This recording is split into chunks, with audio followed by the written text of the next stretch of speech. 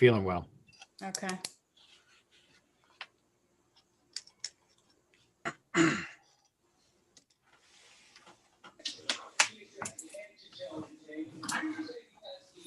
Okay, you're set. Good evening, everyone. Welcome to the regular meeting, January 20th, 2021. If everyone could please rise for the Pledge of Allegiance and then remain standing for a moment of silence for all of our servicemen and women who are stationed around the globe. I pledge of allegiance To the flag of the United United States of America. to the And to republic the republic for which which stands one one nation, nation, under under God, God, indivisible, indivisible, with liberty and and justice for justice all. for all.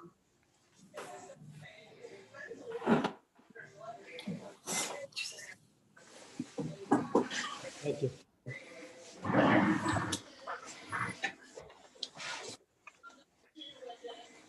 This time, we'll turn it over to Dr. Pelletieri for the superintendent's report. Thank you very much. Good evening, everyone. We're going to jump right over to the first of our two presentations. We have a lot on an ambitious agenda tonight. So we're going to jump right over to Erin Hines and Jack Renda from Curriculum Instruction and Instructional Technology to talk about some exciting things that we have, proposals and changes we have coming our way in Sachem in regards to technology. Erin, you want to take it away? Yes, thank you, Dr. Pelletieri, and thank you everyone on the board, our community. Jack and I are really excited to come tonight to share with you just some updates around instructional technology. So this has been something that we have really been focusing our attention on over the past couple of years. But tonight we just want to let you know amidst everything that's going on with remote learning and updates to our live streaming, everything that is going on. So thank you for the time tonight. I'm just going to share my screen if you don't mind. Just give me 1 second.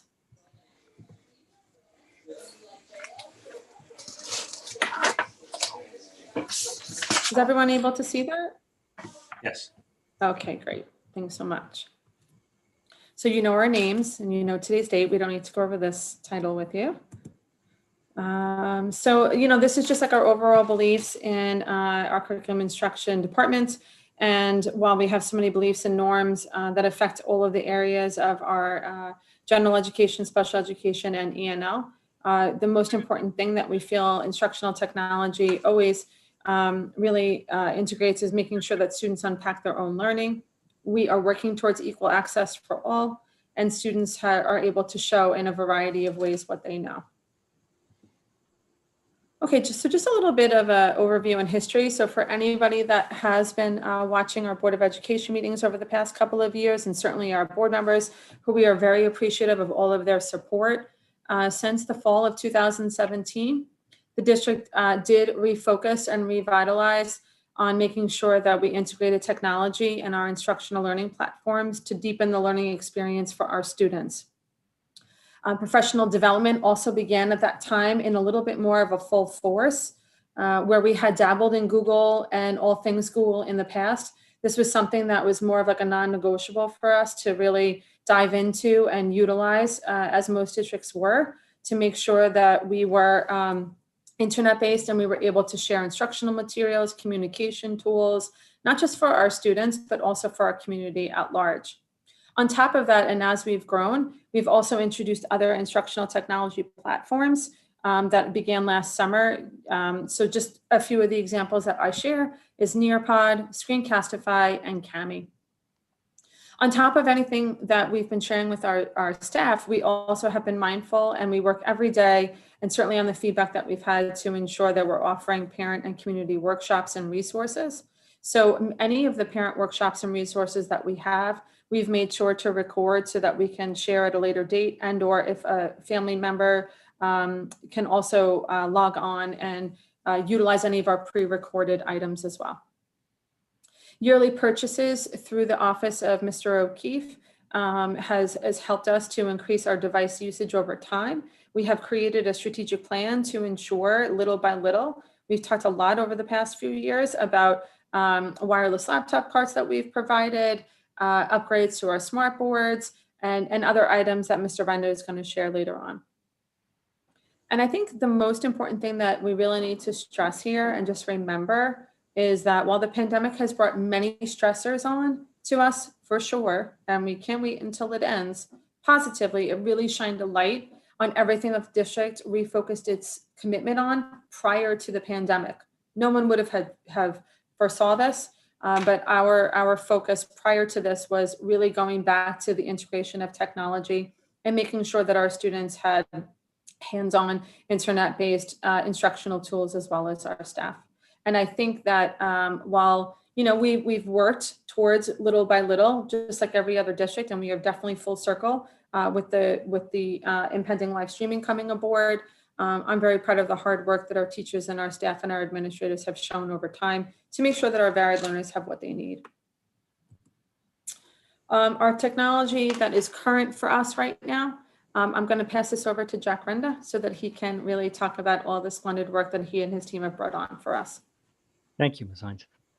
So as we went into the summer, we wanted to make sure that we were looking at where the technology was going to be needed. We started outfitting the classrooms with webcams and continued that on through the fall, recognizing that with the introduction of the cameras and in coordination with our regular classroom functions, we continued our campaign, reaching out to our teachers, making sure that everyone was comfortable with Google Classroom, Google Meets, just making sure that they're comfortable with those conferencing types of items and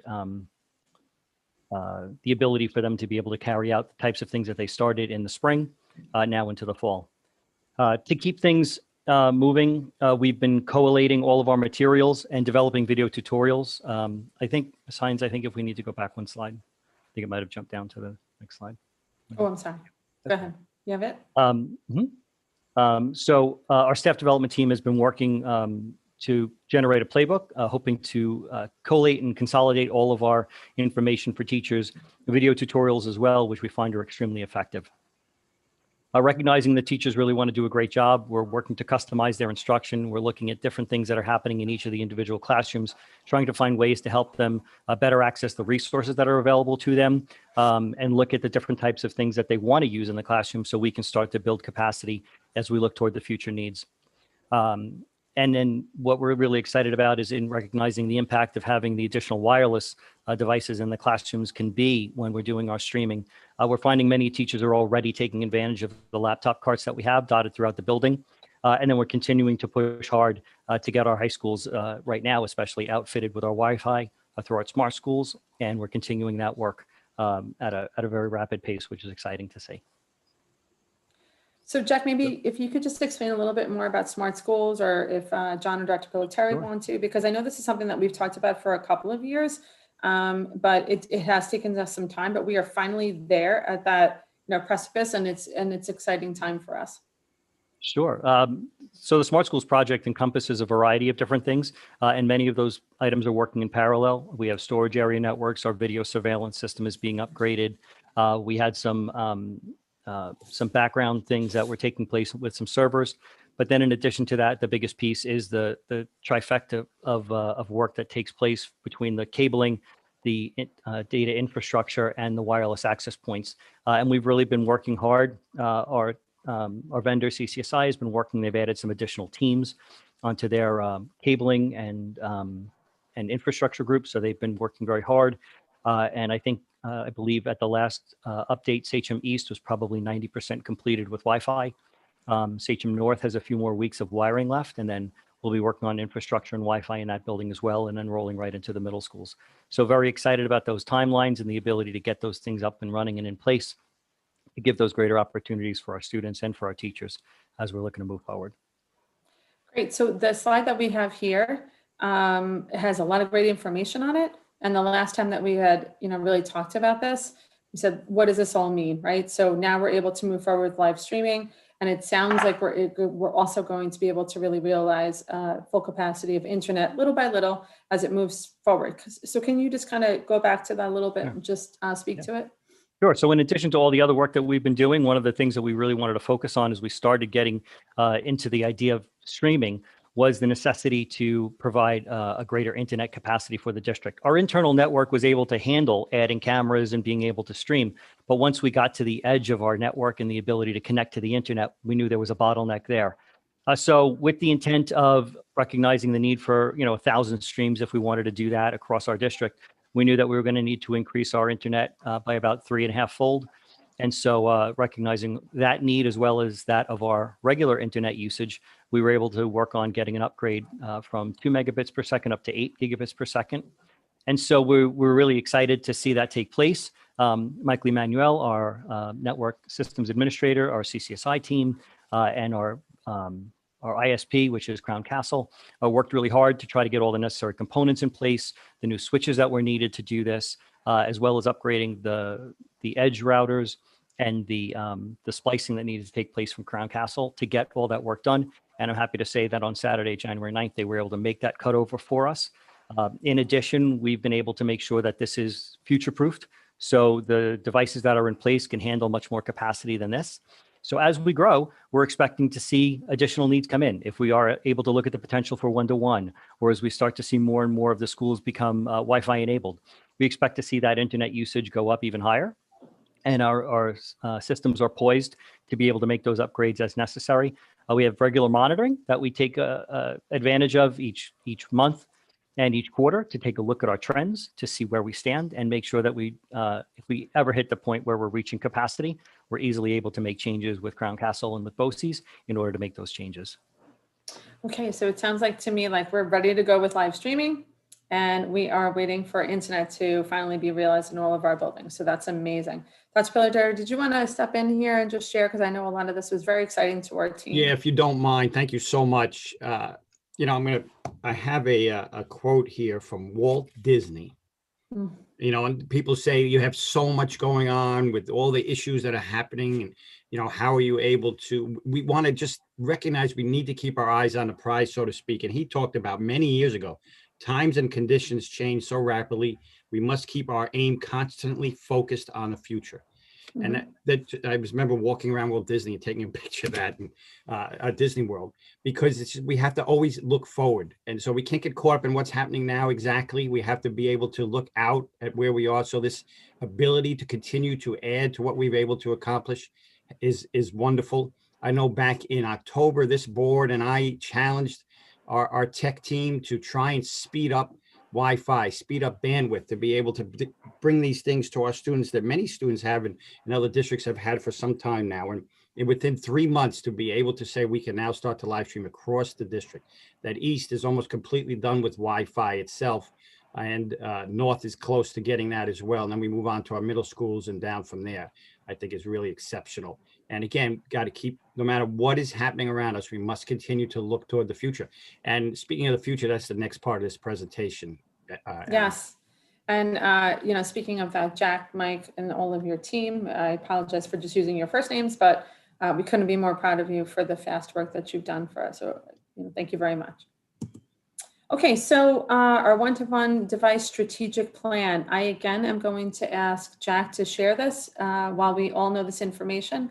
I think he absolutely should be sharing all the great work that he and his team have been able to do for us. Thank you. So, over the summer, we were able to put a purchase in for Chromebooks. Some of those Chromebooks finally have started to arrive, which is wonderful. I know Mrs. Hines has also been able to acquire another large purchase through some grants, and we probably not going to see those for another 5-6 months, but are excited about those potentials for them to come in. The hope and intent is to make sure that we're starting to put a Chromebook in the hand of every teacher, grades 9 through 12, in order to be able to help them to acclimate to the platform, to be able to fully immerse themselves in that as we take a look at additional purchases that we could then start to look at for doing things with our students in the future. Remaining students, we do have families that are still on our wait list who have been identified as in need, not having any technology, and we'll be contacting those families to be able to provide those devices for them as well. But paramount to all of this is obviously the staff development that we're providing for our teachers. So as we're looking to move forward, we want to make sure that every teacher is fully familiar with the platform, understands exactly how these pieces work. And that's not just with the devices themselves, but also the peripherals that work with them. So as we're working with teachers and they want to present using a document camera, or they want to start working with tablets or some other things where they can more aptly show, especially for those students that are remotely streaming or for any recorded lessons, some of the processes that they go through when working through some of the difficulties and problems, or whether it's the writing process or whether it's a proof that they need to do with mathematics. We're just looking for all those different ways that teachers can use these devices. And we want to make sure that we're working with our staff development team and any of our chair people and principals to find out what those needs are to be able to provide that staff development for them, give them whatever tools and resources they need. And then as more devices are purchased, as mentioned, we'll be looking to deploy those to our secondary students.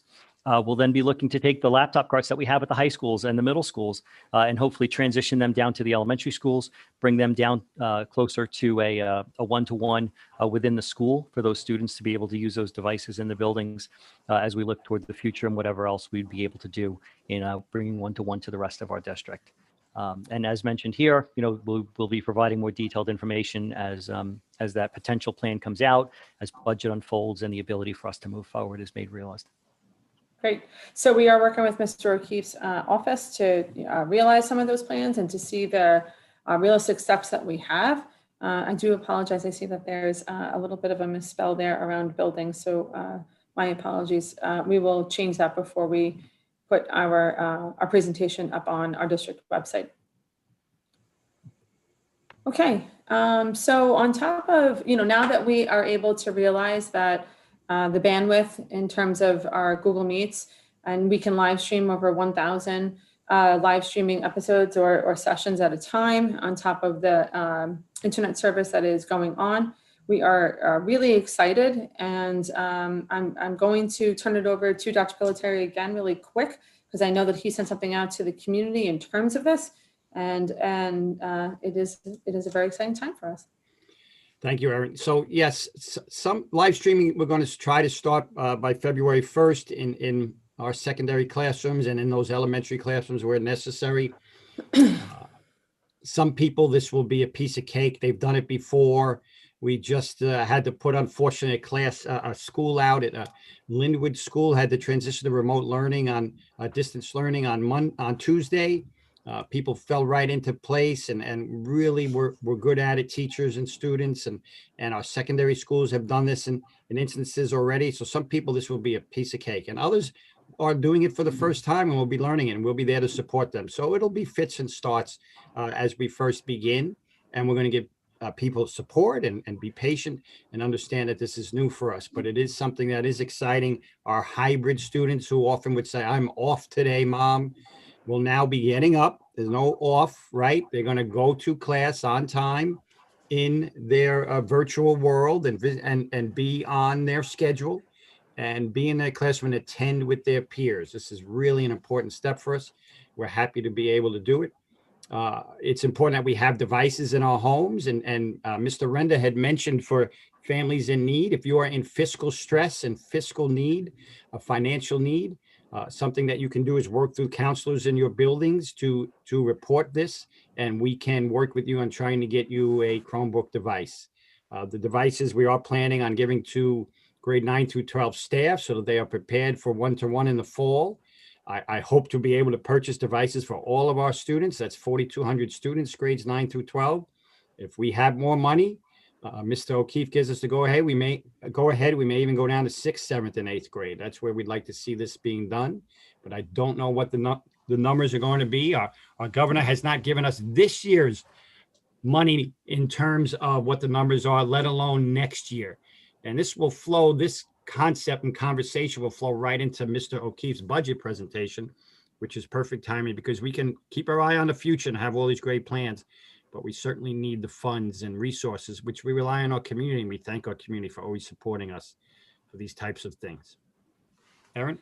Yes, great. So, so just to give like a little bit of logistics, and of course, we always try to give guiding principles and some foundational, rules to just kind of like move us forward. But we're always able to work with our families as needed. So live streaming, meaning Google Meet live streams, will begin on or before February 1st. Please know that our teachers and our administrators in between then are piloting, trying out. Jack and I or Mr. Render and I apologize. We are visiting all of the buildings each day to just ask, how's it going? Troubleshooting. What can we work with you? And from Mr. Render, just moving document cameras to us kind of being in the lens so that we can try things out. That's what we're doing over the next 2 weeks, just making sure that there's any snafus. So our Google Meets will occur for our hybrid students, our quarantine students, and any to new remote learners, especially at the elementary level, but we also have quite a few students at the secondary level. If you have If I any could questions. jump in there for 1 second, Yeah, Aaron, and absolutely. I Go right ahead. apologize, but I just, No, go right ahead. this live streaming is not an opportunity to say, you know what, the Islander Ranger game's on. I'm going to stay up late, watch that, and tomorrow I'll just live stream. That is Yeah, not right. what this is about. We need to be in school the days we are supposed to be in school. This is not Right, about, so- today I'll go, tomorrow I won't, next day I won't, next day I will. This is not that approach. Please. Right. So since the summer, we've been talking about, really being very ferocious and working towards live streaming. And again, we're very thankful we have the cameras, we have the bandwidth now. And we also tried to put some parameters around that, you don't want to be too harsh, but you do at some point, and we're at that point where we don't or we can't have students going back and forth willy-nilly, because it does interrupt our classrooms. It actually interrupts the experience that your child is having. So this is not for somebody who's saying, like, I just want to go on remote for a week. That's not something that, we would be looking towards. This is for students who are really looking to be remote, have been remote. And if there is an outlier case where they need to talk to one of us or a principal, again, we would accommodate, but this is not for a week or two student. Then, we're really working towards making sure that everybody has a substantial learning program. Okay, so secondary students wise, they will utilize their normal period schedule. Nothing is changing. So if I'm a hybrid student, I am going to log on to my Google Classrooms just like I normally do. And instead of just our Google Classroom, you will now have a Google Meet that you can open up and see into your classroom. Please be mindful and understand, though, that this is not an individual meet for your child. This is the teacher is conducting a lesson. So whether it's elementary or on the secondary level, they are working very hard to make sure that not only the children on remote, but are in the classroom are able to understand the lesson, interact with the lesson. But if there's any questions, if there's any, any comments or anything else like that, the chat, the email features, all of those different types of items, and communication around that will come out from our offices as we get closer to that. Elementary students will log on during their ELA and their math times, social studies and science and/or SEL lessons. Our specials and our services teachers will also be providing based on the individual teachers in their own separate Google Classrooms and Google Meets. As we started having these conversations, we wanted to continue to make sure that everybody who is a stakeholder in this next steps are involved. So we have two separate work groups. We have our one-to-one initiative, and we also have our live streaming initiative. So the district, we did create work groups to involve our administrative and our teacher leadership so that we can have conversation around that and to monitor and to just see how the rollout was occurring. Our work groups do meet weekly, especially our live streaming one, because that is something that is starting by a deadline date of February 1st. We meet again on Thursday. We are putting out guidance that is specific to our teachers based on the feedback that we've gotten so far from our teachers and our administrators to make sure that if there's any clarifying questions or items that need to be addressed, we can do so. And so at some point, again, as we get closer to February 1st, district office will be sending out a letter, most likely from Dr. Pilateri's office, just kind of outlining what the parameters are and what the expectations are for live streaming. I hope you also remember too, that we do have policy around remote learning. And so we just want to make sure that the safety and security of our students, not just also in person, but also remote, is adhered to.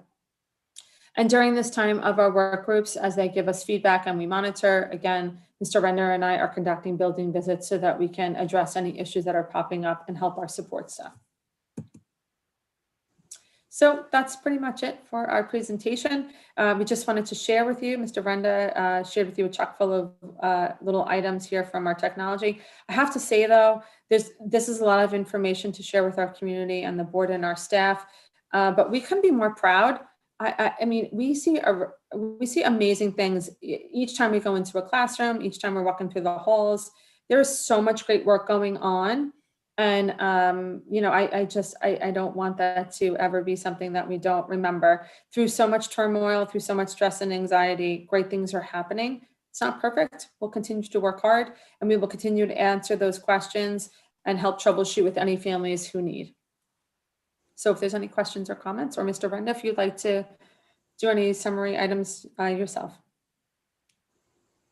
I think you covered it. I just couldn't say enough about, the team that we get to work with, and then obviously seeing the teachers that are jumping into this, both feet, just, different classes that have reached out to me as well that I've gone and seen, just even recently, just doing some great and amazing things. They've been streaming and recording some of them for weeks, and just seeing some great results and getting some wonderful feedback. So just so appreciative of that. Mrs. Hines, Mr. Enda, thank you guys so much. Mrs. Hines, if you can just unshare your screen, I just can't see. Yes, I'm sorry. Oh, that's Yes, okay. go right ahead. Does anybody have any questions? Mr. Mancaruso? Just unmute yourself, Jim. Thank you, Alex. Thanks for the presentation. I had a quick question. I guess it would be for Erin or Chris. I know me and Chris have spoken about this in the past. But if my child, I know people in the community have asked me, I don't know the answer. If live streaming goes well, Feb 1, and everyone's excited about it, what is the advantage, or what are we going to do with people in the Learning Academy? Is there, again, me and Chris, we've spoken about it, but would they currently stay in the academy? Do they have an option? Whoever wants to answer. I'm happy to answer that, Piltar, but I don't know if you want to say something first. Yeah, initially, everyone's going to be in that remote academy still. We moved kids already. They had a teacher. We moved them to a new teacher. They've been with that teacher for now the second marking period. To move kids again, I think would be a concern for me. It seems to be working well. That's the feedback I've been getting. So initially, I'm going to say that we wouldn't automatically, we have 1,000 students. I wouldn't want to move those 1,000 students programs and back into, try to weave them back into the day if parents want to stay on remote. That would be the initial thought process there. Erin, I don't know if you want to add to anything. No, I agree, Mr. Mancaruso. I know that's a natural question. I've gotten quite a few emails and phone calls about that. I think anytime you're starting something new, we just want to make sure that it's working, it's optimal. And then on top of that, we just don't want our teachers to be deluged with 1 million people coming back into their classrooms. And most importantly, we don't want our students to feel like their education is interrupted, where this year has already been a crazy year. I think, though, listening to Dr. Pilitary, that we are open to helping any family who may need a change in direction. But please just give us a little bit of time to, figure things out. I appreciate that. I was just thinking of the cost effect of, obviously this academy is above and beyond going into a tough year. If live streaming, as I said, goes well, I just think it's a conversation that we would want to have sooner than later. Again, not trying to disrupt anybody.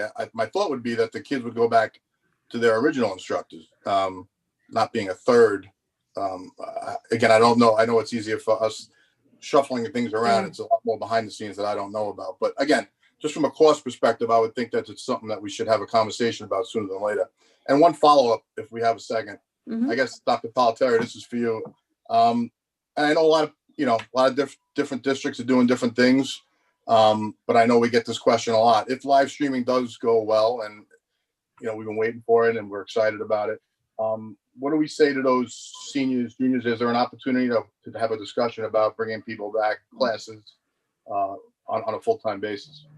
Yeah, always that opportunity. As I've said before, every single day we talk about our kids and what can we do for them to make it more normal and try to bring kids back.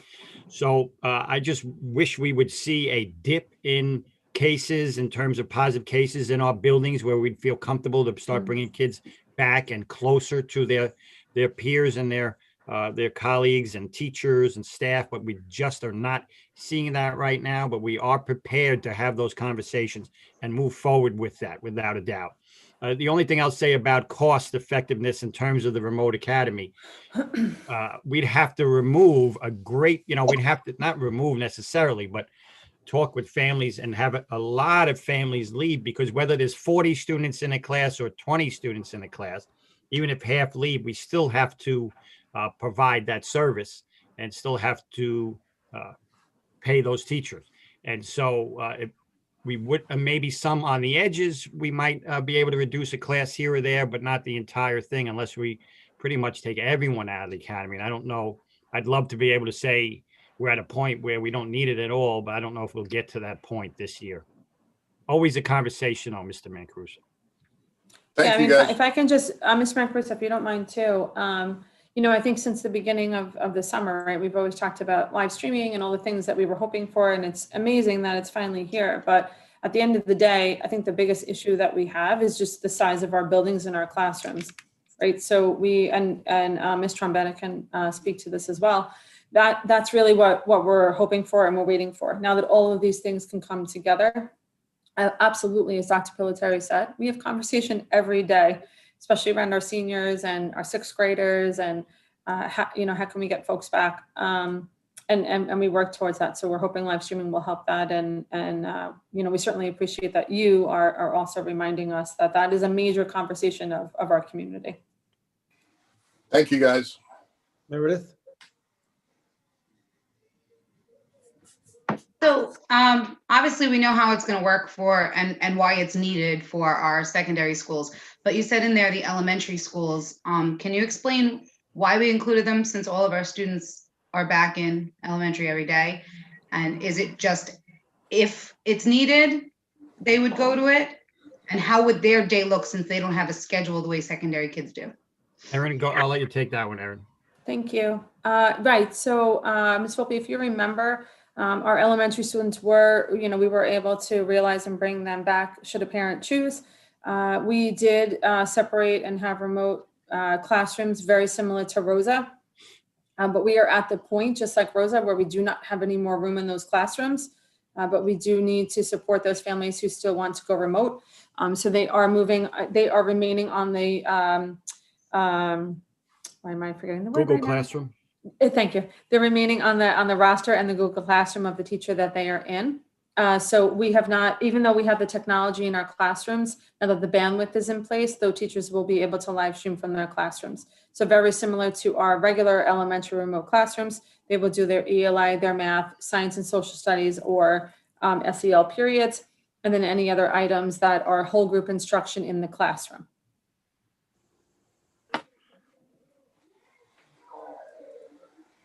Rob? I just have a couple of questions. Some of them are for Jack, some for Erin, and maybe Dr. Pellizzeri as well. Jack, you said that recently we got a letter that we quadrupled our bandwidth. And the question I have is that did we quadruple that bandwidth outside of the smart schools money, or was it something that we did ahead of the time to be able to get this up and running? That was the bandwidth portion was outside of the smart schools. There were a couple of switches that were needed that were actually part of the smart schools that we just kind of got now rather than waiting for later. But the bandwidth itself was outside of smart schools, yes. So with the smart schools bond proposal, are we looking to exceed that 8 gigabytes of data per second? The anticipation was that we were going to be upgrading all of our infrastructure, and then as we needed more internet to grow from there, until such time as we were streaming this much, we weren't using anywhere near that capacity. But we wanted to prepare ourselves for it, expecting that once we had the wireless up and running, we would see a much greater need. So we were building toward it, but the smart schools wasn't necessarily upgrading us to 8 gig. It was giving us the capacity to go to that and beyond. Okay. Now the fact that we did upgrade, is there any reduction in cost or savings that we're going to see as part of the switches that we purchased? No, sure. The switches. Smart schools money. I'm talking about. No, there was no reduction in the smart schools. There were some switches again that were part of the smart schools as we were looking to do the upgrade, and then other things that were outside of it to do this part of the upgrade now. But again, until we knew what those bandwidth needs were going to be, we were not, upgrading our service to 8 gig or 10 gig or anything like that until we knew we were at that point. Now, two other questions about the devices. I know that we purchased cameras for all of the desktops. Some of the desktops are kind of stuffed in the corner in the teacher's classroom. So I know even in my own classroom, to be able to capture the lesson properly, you have to be able to, maneuver that camera around. And I'm doing it through a Chromebook, not through a camera. Are we going to be able to put these cameras on tripods or some type of mount so that the teacher could really capture what's going on the board or a diagram or the lesson that's being presented? Sure. So we have a variety of USB extenders that we've been starting to provide to pilot classrooms that have asked for them. We're looking at a variety of tripods as well. There's a few different quotes that I'm taking a look at right now and trying to get some of those devices. Some of the classrooms have gone out and bought their own. They said, no, I like this tripod or I like this. And so they've gone that route. The biggest challenge, though, is that, unless you're putting a film crew and a higher end camera in there, getting a perfect capture of your board is going to be difficult. So, what we are doing is we're helping teachers in understanding the ability to do their screen sharing and to be able to extend the display. So they're using their computer monitor as monitor 1 and the smart board as monitor 2, and being able to share things back and forth that way. Using the document cameras to capture the items that they're working on in the classrooms as well, and be able to display those through Google Classroom. But to the end of moving it around, yes, we're definitely working to help the teachers to be able to move those around.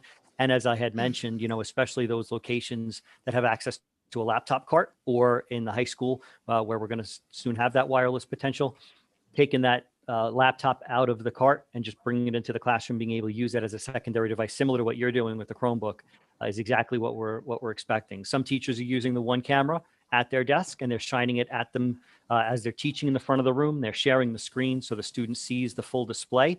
And then when it comes time for them to do small groups or something, they're taking a laptop maybe over to a side kidney table, where they're taking that webcam and they're pulling it across with that extender to another area of the room to be able to do that. There was a question that was asked of me, and I have no idea how to answer. I'm assuming that the style of Chromebook that we're purchasing, is it the ones that you're able to touch the screen and be able to manipulate the Chromebook, or is it not a touchscreen? The rounds that we purchased were not touchscreen. No, the first 1,000 that we purchased, or that we were trying to get, I should say, back in June, those were not. No. Have we looked at in the future purchasing touchscreen ones? Only because I've had some teachers say to me that they like to be able to do a lesson, a math problem, where the students can actually interact and they would be able to write on the on the screen, on a blank document, and be able to have every kid be able to see it through the share, and then have the kids be able to participate with that. As soon as we actually know round numbers in terms of our budget for this year and next, that is something that we could talk about in terms of upgrading those devices. And Mr. Scabo, if you don't mind, only because you asked, really, I think healthy questions, right, that everybody's thinking about. As the teachers, as we're asking them to really, move forward and think about this, we knew it was coming, but now it's very different than saying, okay, it's here. This is why we're visiting all the classrooms and all the buildings.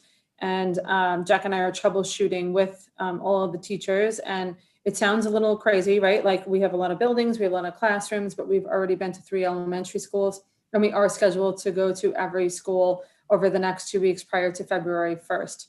On top of that, Dr. Pilateri is visiting all the faculty meetings as scheduled, so that he can also talk to the staff. And we are, again, making sure if there's any questions people have. So you say, you talk about, well, I have a touch screen, I want to make sure that I can write on that. Even though we don't have that, we have Cami, for example. So we're sharing with our teachers that, for example, on the elementary level, all the curriculum that we have, and as we continue to load, is on individual grade level Google Classrooms on their PDFs that students can download, put Cami on, annotate. So there's lots of things that, listen, I never in my wildest dreams thought that would happen in a school. I certainly am at that age where I never saw anything like that, but it's pretty amazing what we are seeing. And it's those times that we're really trying to put our time where our mouth is. We don't want any teacher to feel like they're left behind. We're not supporting them. And we are visiting classrooms and buildings each day throughout the next 2 weeks. Okay. And lastly, my last question is, Dr. Pilateri, you said by fall you want to be 1-to-1 9 through 12, 1-to-1 devices. How many more devices will we need to purchase in order to get that target? So we have to purchase 4,200 devices, and we have purchased 2,200 devices. Okay. So we would need approximately 2,000 more devices. Part of those 2,200 devices will go to staff, right? Some of those will go to staff, yes. Okay. All right, great, thank you. Thank you. Meredith, and then Jimmy. So what will attendance look like for the hybrid kids on their home day? I know that we can't mandate that every child be in attendance because not every child has a device given by our district. But I also know that a lot of parents have to go to work. And, as much as our children are wonderful, some of them may say that they attended class but didn't. So is there a way that the parents can look at Parent Portal and make sure that their child, if their child has the device, that their child was in class that day? So Erin, we're coming up with codes, right? Like a present Yes. hybrid, absent hybrid, right? I believe that we were Yes. working on that. Yes, and I was actually going to just give a little intro and then hand it over to Ms. Trombetta. Ms. Buckberg, who's in charge of eSchool data for us. We've had many conversations. We already have attendance codes for those students who are fully remote. We know now that we have varying groups of students who are going to need to be on live stream or hybrid or quarantine or remote students. So maybe Patty, you can just explain that a little bit more for us. Sure. Since the very beginning, we've been struggling with sometimes parents are choosing to keep their child home and they were supposed to be in as a hybrid student. So we've come up with codes to note that for the teachers as well as for the parents. So we're working further now that we're going to have other options that they should be on. And I would say 90% of the students, even though we're not a one-to-one device district, have access, whether it be a phone or a computer, a laptop, an iPad, to access the class live. So this way the parents will be able to note that. And Mrs. Buckberg is working on putting everything together with different codes from feedback from the principals and teachers. And this way they'll be given the same guide. So district-wide will be coding it the same for parents to understand if their child was there, if the child signed in later, because they did not have a device, but this way there's a way to keep track of it as well.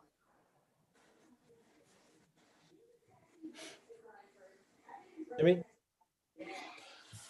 I guess this is for Jack or Aaron or anybody who wants to chime in. I know I live with a teacher and I know she's 20 plus years. It's the hardest year she's ever had to, before work, during work, after work. The hours, crazy. And they're trying to, obviously this career is, you're trying to give back to the kids, but with all this technology that you just spoke, I'm lost. I have no clue about half the stuff that you spoke about, Jack. Have we been able to find time outside of, obviously during the teaching day, the teachers don't have an opportunity to get on board. If they don't know exactly, if they're like me and lost, are they going to be able to go up on and running Feb 1 and all the things that you mentioned?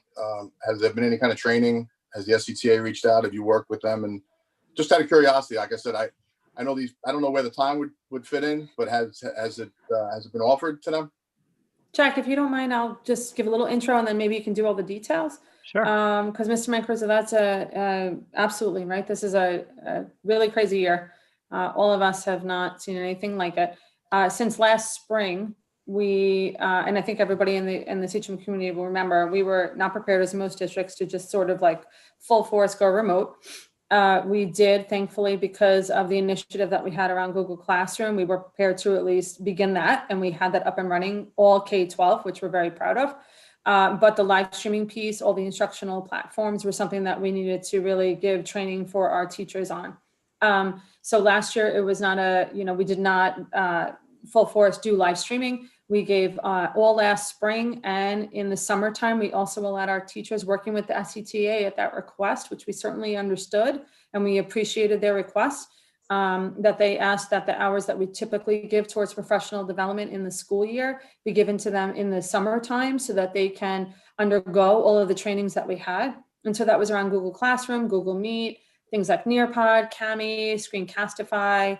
And then I'll hand it over to Jack, because on top of all of the professional development that we had, which we did record for our teachers who continue to do that and or in our live things, we hope that any teacher would feel absolutely prepared. But if they don't, we have a plethora of things that they can still undergo. Jack, do you mind just giving a little bit more detail? Sure. So, I mentioned our BOCES staff development team earlier, and they really are phenomenal. They've helped us not only with the Summer Institute and work that we did, they did the parent workshops with us, and they're just instrumental in the day-to-day. So not only have we been putting together tons of different resources, making them available via video or, recorded sessions or whatever it might be, we're offering tons of live sessions as well. They're attending faculty meetings. They're making themselves available. They've really, ingrained themselves into the community of the building. So people do feel comfortable speaking with them, where in other places and other times they may not have felt comfortable going to somebody like me or asking that kind of a question. So they really are instrumental in getting the word out and getting that help out there. The benefit that we really see happen with some of the remote is that by having the cameras out all throughout the building, where a teacher may not have had a moment to come down to meet with a staff developer or to try to go through something like this, they'll just quickly set up a quick virtual meet. They'll jump in for 10 minutes, 15 minutes, jump in, ask some quick questions. I just needed to know how to do this piece. Now I'm good. I can go off and running. Or others who need a little bit more hand holding, we can kind of walk them through it with more detail.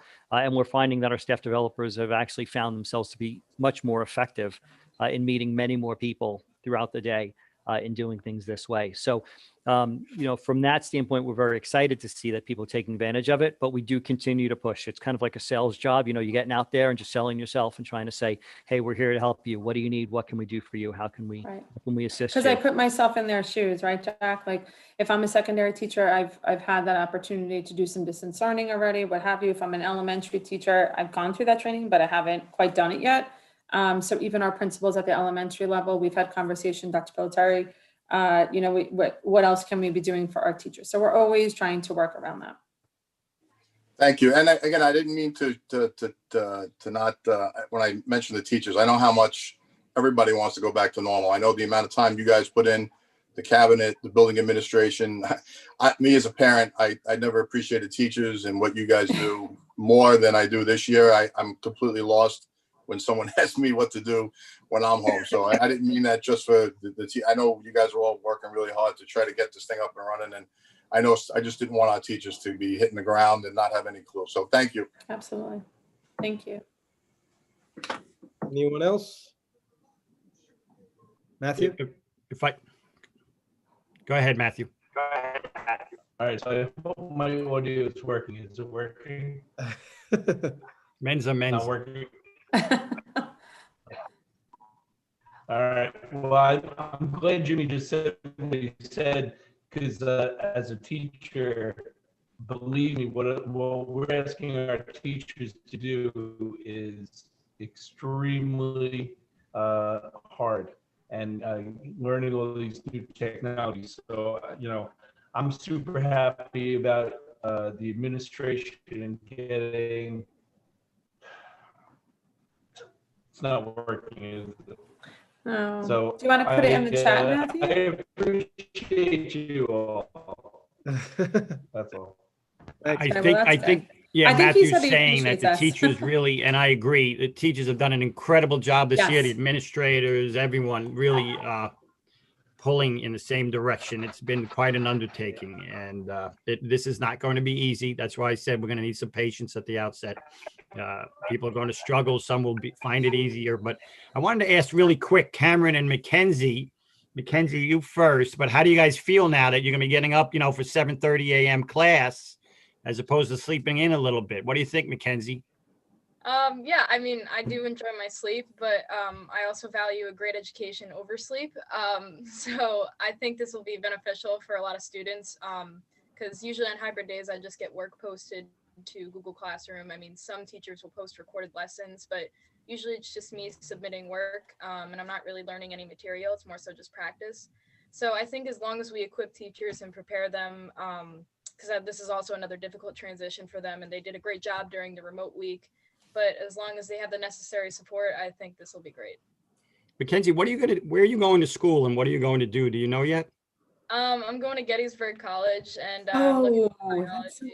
That's so awesome. You're going to do what? Biology. Biology? Oh, okay. You're going to come teach at Sachem, right? Oh yeah, sure, absolutely. All right, awesome. You sound already like you're prepared. You know what? Speaking of that, publicly than I do. Thank you. Cameron, how you feeling about this?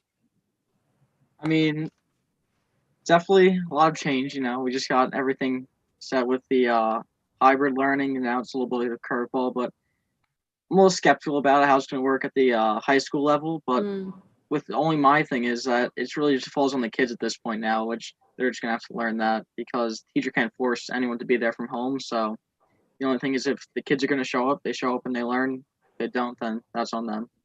So that's all. Yeah, we're definitely ready to support students in this learning, in this hybrid environment, and in one day and then attending class the next day online. and support our teachers as well. But yes, you're right, Cameron, a lot is on our students this time and they need to be prepared. Yeah. Thank you, guys. I think we're done here, Mr. Picarillo, unless you have more. No, I think it's John's turn. Okay, yes, let's go. I'm so sorry. Let's go right to Mr. O'Keefe. That was the short one. Yeah, that was a short Oh. one. Here comes the long one. And I've got my partner in this project, Mr. Sachs, here to help me out as needed. Let's share a screen. Let's bring it up. Let me get my stuff. All right. So thank you, everyone. Obviously, this is the first presentation. This process starts back in November. So it's many months in the making, pretty much most of the school year. We're either building the budget or monitoring the budget. So this is just the initial conversation. These numbers will change throughout this process. So just to give you a snapshot of what this timeline looks like, I know a lot of this is a repeat. You've seen these presentations before. We'll have our first three presentations where we'll divide up the initial draft budget into three different sections, and then budget meetings 4 and 5. Then we start to fine tune the numbers as information becomes available. The board will need to make decisions depending upon how the numbers do become available. Then we have our budget adoption meeting in mid-April, a public hearing in the beginning of May, and on May 18th is the budget vote. So again, I'm not going to spend a lot of time on some of these slides. A, the board has had the presentation, and B, I will place it up on the website tomorrow morning. A lot of them, if you've seen the presentations over the last several years, some of the information is just repeated, but it's always good to remind ourselves, things like this, challenges to budgeting. These are the different unfunded mandated expenses that districts deal with each year. And like on the bottom, we say, we're adding to that all the COVID-related expenditures that we've had to bear the end of last year, throughout this year, and hopefully if there's any into next year, it's only in the short term. Just to recap where we are in the current year, our current budget is that $333 million number. That's a $6.1 million increase over the prior year, which is a 1.87% budget increase. And this is where it starts to get, a little difficult at times because you talk about a budget increase and you talk about a levy increase. So the budget itself grew by 1.87%, but the levy, which is the portion that taxpayers are paying, because part of the district's budget is funded from the taxpayers, part is funded through state aid. The levy went up 2.49%, but that was within the tax cap. It was a fiscally prudent budget. And our 9-year average since the inception of the tax cap, our budget to budget increases have averaged 1.65%. Again, a lot of information on a slide. I won't spend a lot of time, but it's always good to go back and take a look where we've been. This is a table that shows our fund balance from the end of the 2015 year, which unfortunately was the point in time where we're at our worst case scenario in our financial position. And the progression year to year to year. And obviously, the board has made some very great decisions, placing money into the various reserves. And then if you take a look at the end of our most recent year, the June 2020 year, you look and you see, my goodness, there's $62.8 million there. You're sitting on all this money. But that's not what we're doing. Because if you look below, in this particular year's budget, we are utilizing some of those funds in this current year budget. And in fact, we're using almost $11 million of that money in this year's budget. $935,000 is going to pay the increases in the teachers' retirement system contributions for the district. We're spending nearly $6 million from our capital reserve on a variety of projects. The two key projects are the turf fields at both high schools. The high school north project kicked off a little over a week ago. That field's been removed. The field has been graded and it's ready for the new turf. The new turf is on a truck and it will be here on Monday. So we'll start that installation Monday. Later in this board meeting, we'll talk about approving a contract for the field at East, and that project will kick off next Monday. And we also utilized $3.9 million in our fund balance because we knew we expected a shortfall in state aid this year. Nobody expected the possible $25.6 million that we're going to possibly have if they withholds all 20%. But we did plan and we did set up nearly $4 million to utilize in this year's budget for revenue. So why do we care about fiscal stability and fund balance and things of that nature? Well, certainly we know where we've been.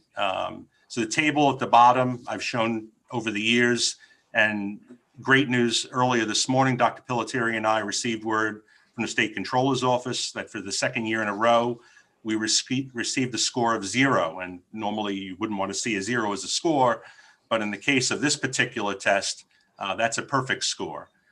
So anything in green the last 4 years, obviously the district's been on a great path. Unfortunately, in prior years, you'll see the 2 years we were in significant fiscal stress, which are those years you saw our fund balance near 0. So the governor's aid proposal, very confusing information was put out this morning. So if you do pick it up in the newspaper, I'm sure Newsday will be presenting some of it. Again, the governor has changed around the names of various categories. He's eliminated the names of certain categories. And for the first time ever, he's taken the STAR payment, which is the reduction that homeowners or certain homeowners get off their property taxes, and he's included it in our state aid runs. So it artificially inflates them by $16 million. So at first glance, if you look at last year's number and this year's number, you say, my goodness, you're getting a tremendous increase in aid. I've left that STAR category out of this table. I tried to make the table as comparable year to year as possible, just so you can see where we actually are. So normally I wouldn't have 3 columns here. I would have the adopted budget from last year and the proposed budget from the governor, which he released yesterday. You look at those 2 columns, the names have changed, but the bottom number stays basically the same. And if you listen to the governor's press conference, you heard him say that there's 2 scenarios. There's a worst case scenario and the perfect scenario. The perfect scenario is what he built these numbers off of, and that's receiving significant monies from the federal government to backfill the $15 billion deficit in the state's budget. And the other problem we have is we still don't know in our current year, the 2021 school year, if our aid is going to be reduced by the 20% he keeps talking about. Now, he did allude that if those monies do become available, it may not be, but it's getting a little late in the year for us to know that. So hopefully sooner than later, we're going to know where we stand. That way I can advise the board about decisions we need to make in this school year, even like what Mr. Mancaruso mentioned, changing around the remote academy. These are the type of fiscal decisions the board needs to make, but they need good data to make the decisions. And right now we don't have that. So again, I won't go line by line here because there isn't a lot of parity. But the one thing that scares me, and it almost alludes back to the gap elimination adjustment, if you look in the 21-22 budget year, there is an $11.6 million adjustment that is given back by the supplemental stimulus that he anticipates getting. So that leaves you thinking, my goodness, if the monies from the feds don't come, are we looking at $11.6 million less in potential state aid next year? So this is something I'll keep you apprised of and we'll watch as we go through the process. Slides, again, we've seen before. We know the tax cap is not 2%. We know it varies year to year. There's many different factors that go into the calculation. I try to distill it down as simply as possible. But at the bottom of the slide, you'll see a number of different factors that go into it. 2 of them are numerical. The tax-based growth factor this year, that's the growth in brick and mortar properties within the district. So those are new properties, maybe new construction or additions to homes, additions to the taxable base. So that 0.0044 is your growth factor. And then you have the allowable levy growth factor. That's the part of the tax cap calculation that's the 2% piece. And it's either 2% or the consumer price index, whichever is lower. And unfortunately, this year, the CPI was much lower. It was 1.23%. Then we have things like payments in lieu of taxes, the capital tax levy, and then exclusions for TRS and ERS, which there are none this year. So just to give you a historical perspective of where that allowable levy growth factor has bounced all over since the beginning of the tax cap. It started out the first 2 years at 2. We bounced around a little bit. We plummeted down to a 0.12% increase in the 16-17 year. We came back up to the 2s, and in the last 2 years, we're on the downslide again. So hopefully, in coming years, we see an uptick. We have talked year after year, different groups petitioning the government to make it a solid 2 every year. So there's not this up and down and back and forth where we don't know how to plan, but that has unfortunately not gotten any traction. The capital tax levy, I just mentioned quickly, because it's the part of the levy that can vary quite a bit year to year and make the percentage increase appear greater than 2%, even while you remain within the tax cap. So it could be that there's an addition of a lot of new capital projects or bus purchases, or building aid could have gone up or down, or debt goes up and down. So if we added new bond debt or paid off old bond debt, that will change that levy. The capital tax levy is built primarily of the debt from the district and the proposed capital projects for next year. So in our initial discussions, and this is just picking up from the list from last year, you'll remember we have a lot of work still to be done on all the things that have been deferred maintenance for many years. So we have been systematically doing it little by little each year. We've been sticking with things that are required for ADA compliance or Office of Civil Rights compliance, EPA compliance, things of that nature. We're also protecting the envelope of our buildings. We had a lot of roofs throughout the district that are in very poor condition. So our proposal for the projects this year would start off with replacing those remaining roof sections at Waverly, Merrimack, and here at Samoset, renovating some locker bathrooms, some bathrooms at Seneca. The music rooms at Seneca would also get some minor renovations. The 8th grade corridor bathrooms at Samoset would get renovated. The bathrooms in the High School North Octagon would be renovated. We're talking about taking out the vinyl floor in the auxiliary gym at High School North and replacing that with a typical maple style floor. And also the stadium lights at High School North are old style halides. They were never retrofitted to LED during the energy performance contract. We do have problems with the lights going out on a regular basis. It's not something we can easily maintain ourselves because of the height of the towers. And we're also having trouble with the controller. So another item for a proposal this year would be retrofitting the stadium lighting with LEDs.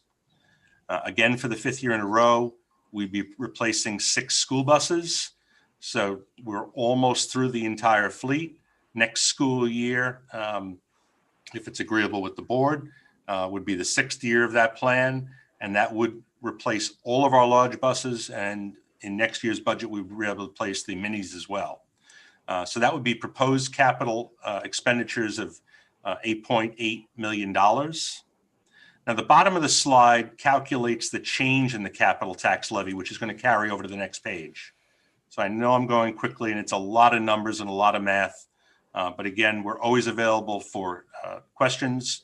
If somebody from the community has a question, contact myself, Mr. Sack's office. We can walk you through these things.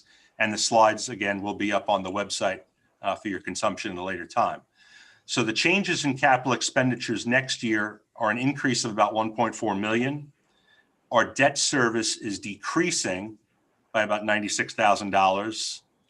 And we have an increase in building aid, which actually becomes a decrease in this calculation. So building aid is going up. As you know, over the last several years, we've added capital projects to the budget each year. Each time we finish those, we start receiving building aid on them.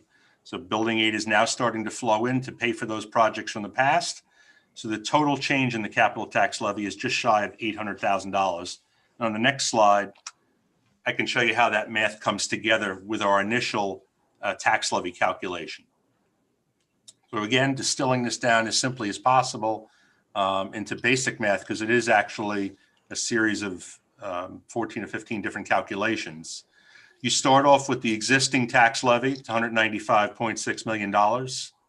You add to that the increase from that tax-based growth factor, that's $860,000. The allowable levy growth factor, the 1.23%, gives us almost $2.3 million. And just for perspective, if it had been 2%, it would have added another $1.43 million to the tax levy. So we would have had more revenues to build our budget with. Like we said earlier, no TRS, ERS exclusions. We had a modest change in the pilots for next year. Those are properties that don't pay property tax. They pay payments in lieu of taxes. There's an increase of about 63,000. So that actually gets deducted from the levy. And then, like we said from the last slide, that change in the capital tax levy is nearly 800,000. So it gives us an initial calculation, and again, this can change, of a levy for next year of 199,538,000. So that's almost a $3.9 million increase. It comes in exactly at 1.99%. So it is in the tax cap, and it would only require a simple majority vote. What could change this number? How will that percentage change? Well, if in the finalized budget there's changes in building aid, or if the board decides to change the scope of different capital projects, that would change these numbers. Those first two numbers in the calculation, as well as the pilot number, those are fixed. That won't change. The only thing that can change this number moving forward would be that last piece of the puzzle, that change in the capital tax levy. So we did this last year, and as I mentioned just a few moments ago, the turf fields at the two high schools are already underway, and we paid for those without using the tax levy. We have been able in better years to put monies aside in our capital reserve, which the voters approved a couple of years ago. So one proposal for your consideration this year would be to utilize the $3.2 million you have in that reserve to take care of the rest of the bathrooms at the secondary schools that are in sorely need of renovation. So it would be the 3 primary sets of bathrooms at Seneca, A wing, B wing, and C wing. It'd be the other set of bathrooms at Samoset. In the budget, I placed the 8th grade wing. Here in the capital reserve, I would place the 7th grade wing. And then it would be the 4 sets of bathrooms in both the A wing and the B wing, 1st and 2nd floor at High School North. Again, all original, sorely in need of renovation. Many of them in need of ADA compliance upgrades, things of that nature. So if the board, was inclined to do this, it'd be about $3 million. So we wouldn't expend the entire reserve, but the majority of it. But the important thing to note is there's no impact on the tax levy if you go this route. All the projects are still eligible for building aid, but we would need to put a second proposition on the ballot again this year. So the voters would have to approve spending this money. So the proposed budget I'm going to go through tonight, again, I distill it down just into functional groups. It's just a few slides, but it's a tremendous amount of the budget. Hey, John, before you keep going, I apologize. Can you go back to the previous slide, just so we don't blow through too many, and if anybody else has any questions? But sure. Just for anybody watching at home, and now I'm seeing these numbers, and I'm looking at them for the second time. But why does it cost? Who's pricing these bathrooms out? $491,000 for a bathroom. You could build a house for that number. Well, it's not a bathroom; it's a set of bathrooms. One boy, a large gang bathroom in a school is fully tiled, requires a complete gut and renovation, all new plumbing. The architects and the engineers price them out based on what they know the bids are coming in at, the number of square feet in the room, the number of fixtures in the room, and whatever upgrades may need to be done. Like the bathrooms at High School North, the octagon bathroom, that's actually an enhancement by increasing its size. The bathrooms at Seneca, it's increasing its size by pushing back into a closet because they're not big enough for ADA compliance. So it's just not as simple as, your home bathroom. You're also talking about bathrooms that, could be 15 by 30. These are large spaces. Is it possible that when we bid this out, that we actually save money by doing this, that it does come in a little bit lower than? Of course, just like with the turf fields. A year ago, we went with going rates on what turf fields would cost. COVID came, prices actually came down. So we actually realized savings by piggybacking on that particular contract that you approved 2 board meetings ago. We're actually coming in the budget. So if you come in under budget, it's not a problem. You're just not removing it from the reserve. If you go over budget, well, then you have to rebid it, or you need to remove something from the project. Thanks, John. Does anybody else have any questions before he moves on? I can't see everybody, so if you're raising your hand, I apologize. That's why I was trying not to do the questions while we were going. Like in the B wing, you have 4 bathrooms. There's 2 sets. So there's quite a number of bathrooms in these locations. You're just not talking about a single bathroom. Yeah.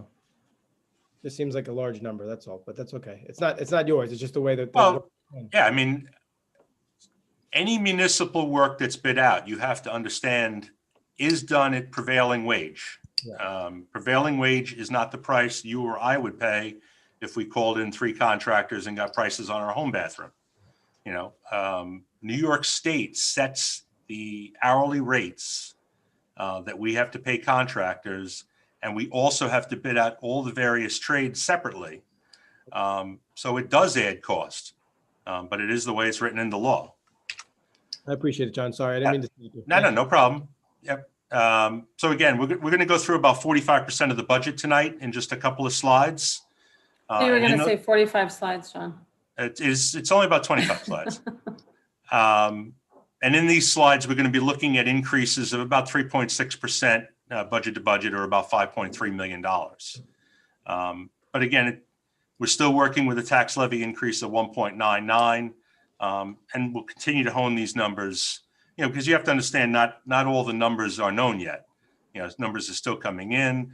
I'm still waiting on certain numbers from BOCES. I'm waiting on numbers from our insurance carriers, things like that. So I might do this slide today, and a week from now, I may get updates on certain numbers. That's going to change the calculation again. And that's why we have presentations 4 and 5, so we can review those things and bring them into context.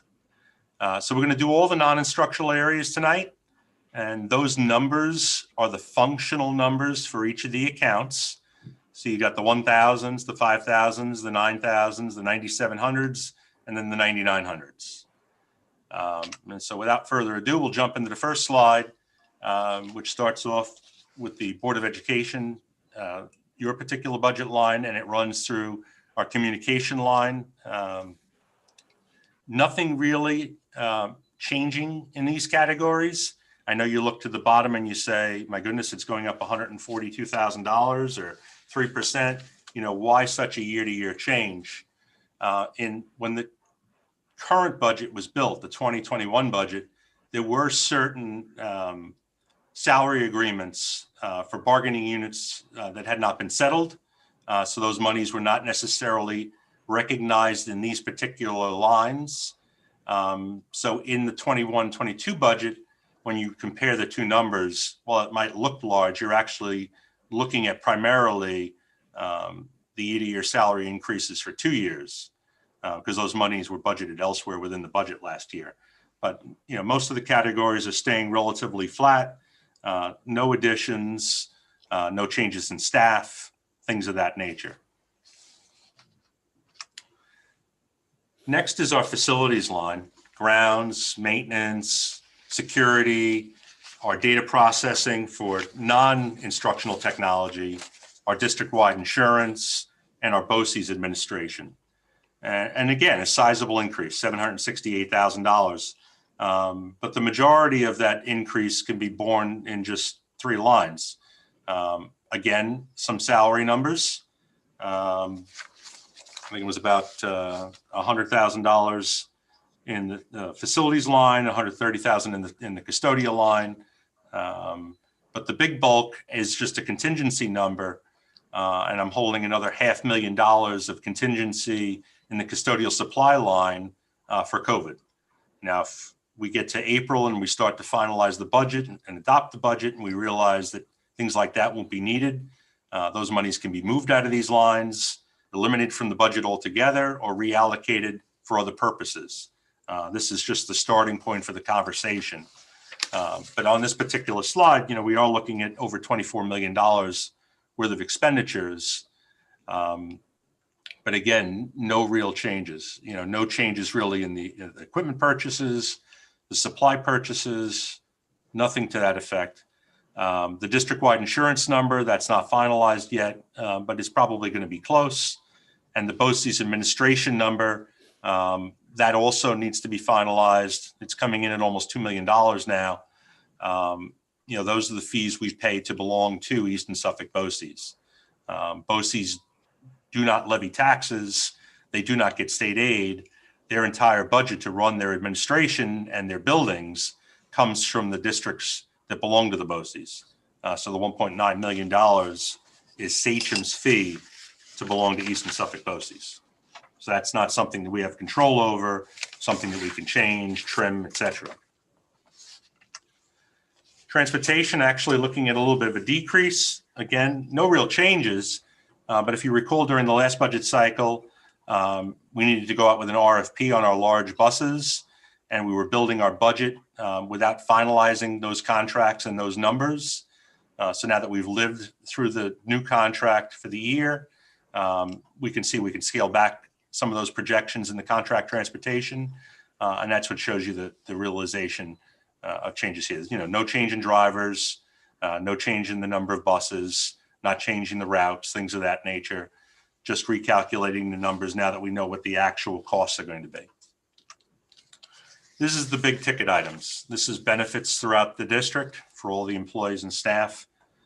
This is about 22% of the entire budget. You're looking at nearly $77 million worth of expenditures here. And unfortunately, this is the area of the budget that typically has the largest year-to-year growth, and certainly doesn't stay within the 2%.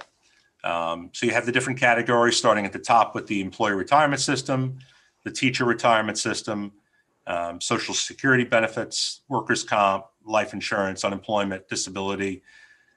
Health benefits is the big ticket item, and then our Medicare expenses and non-discretionary 403B distributions to retirees.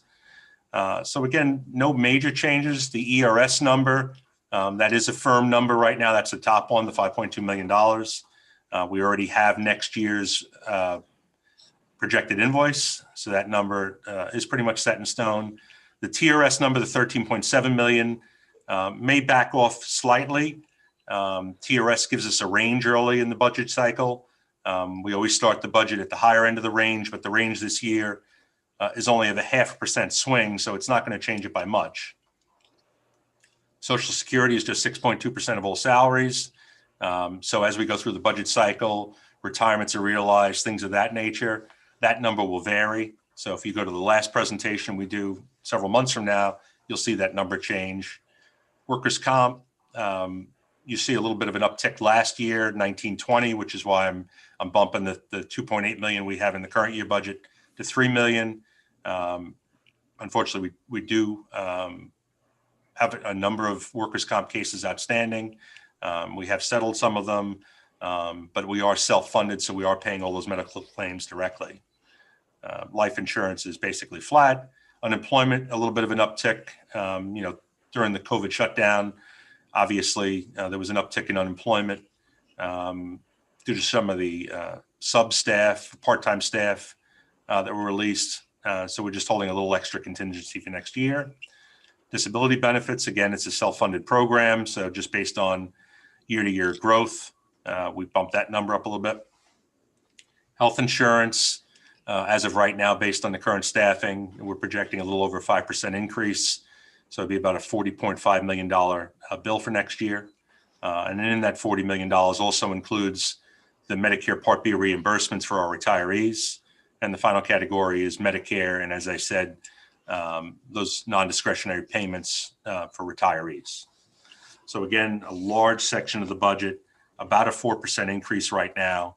But I do expect that to back off as we go through the budget cycle. And then the last category is just our district's debt, our tax anticipation notes, and then the transfers that we have. Top category is the bonds for the library. You'll recall we paid those bonds off a couple of years ago, but you still see the out years in the actual expenditure columns. So I still show it for comparative purposes. The serial bonds on construction, you'll remember over the last couple of years, we had several years where we had large drop-offs in paying off various bonds. Right now, the bonds will stay rather steady for, I think, the next 6 or 7 years. So we're paying about $11 million on our bond debt. That's from the construction of East, construction of Sequoia, and the renovations done back in the bonds of 2004 to 6. Tax anticipation notes, those are the monies we borrow at the beginning of the year for cash flow purposes. So we budget that $1.5 million for the interest we pay on that money. We borrow about $50 million a year to make our bills until we start receiving our tax payments in December and state aid. Numbers usually rather consistent, but you have seen a little uptick and downtick. You know, if you go back 2 years, we did pay $1.6 million in interest. And in 1920, we only paid half of the number, $760,000. So we keep it rather steady at that 1.5. Energy performance contracts, we have bond debt on that. Transfer to special aid, those are the monies we use to pay for our summer special education program. And then the final category is those transfer to capital. Those are the monies that we've been building into the budget. And you can see incrementally, if you go back to the 17-18 budget, we started with only $1.5 million where we put in the budget for capital projects, and we doubled it at 2.8, and then we upped it to 5.5, then to 7.3, and now an incremental increase to 8.8. Again, staying within the tax cap number, and in this year only being 1.99%. So again, this is another $25.5 million worth of expenditures with an increase of about $1.4 million, or almost 6%.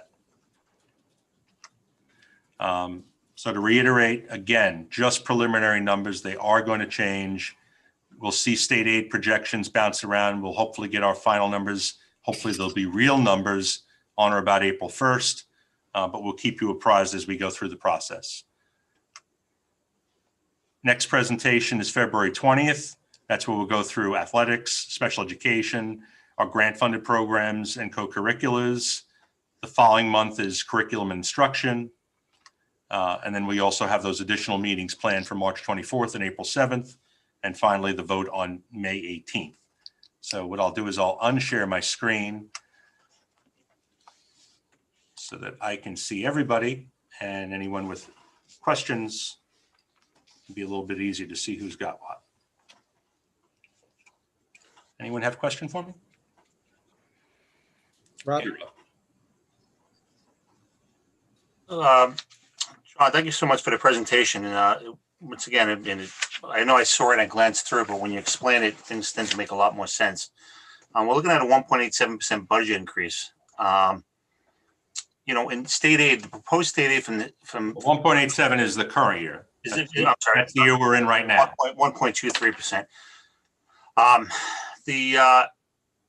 Which is CPI index, which represents $2.3 million of allowable taxable revenue. Is that correct? The allowable levy growth factor is 1.23%. Which is $2.3 million. In that part of the calculation. Okay. Now, as far as proposed state aid, and I don't have the presentation in front of me, the proposed state aid, the governor's runs from this current year to next year is how much? It's 128 million roughly. It's flat. It didn't change. All right. So we're looking at $2.3 million in allowable taxable increase and a flat state aid. Okay. And we're not even talking about a $16 million cut that we potentially may see. Just in the 9,000 budgets here, you know, the lines, the budget lines of 9,000 is a $3.19 million increase. Mm-hmm. Okay. So just with that one code, we're well above what we're receiving in aid and taxable revenue. Well, the levy can grow by a total of 3.9 million. So you have a couple of factors. It's just not that 2.3 million. You have the 860,000 and then the other 800,000 from the change in the capital tax levy. So the levy can grow right now by $3.9 million.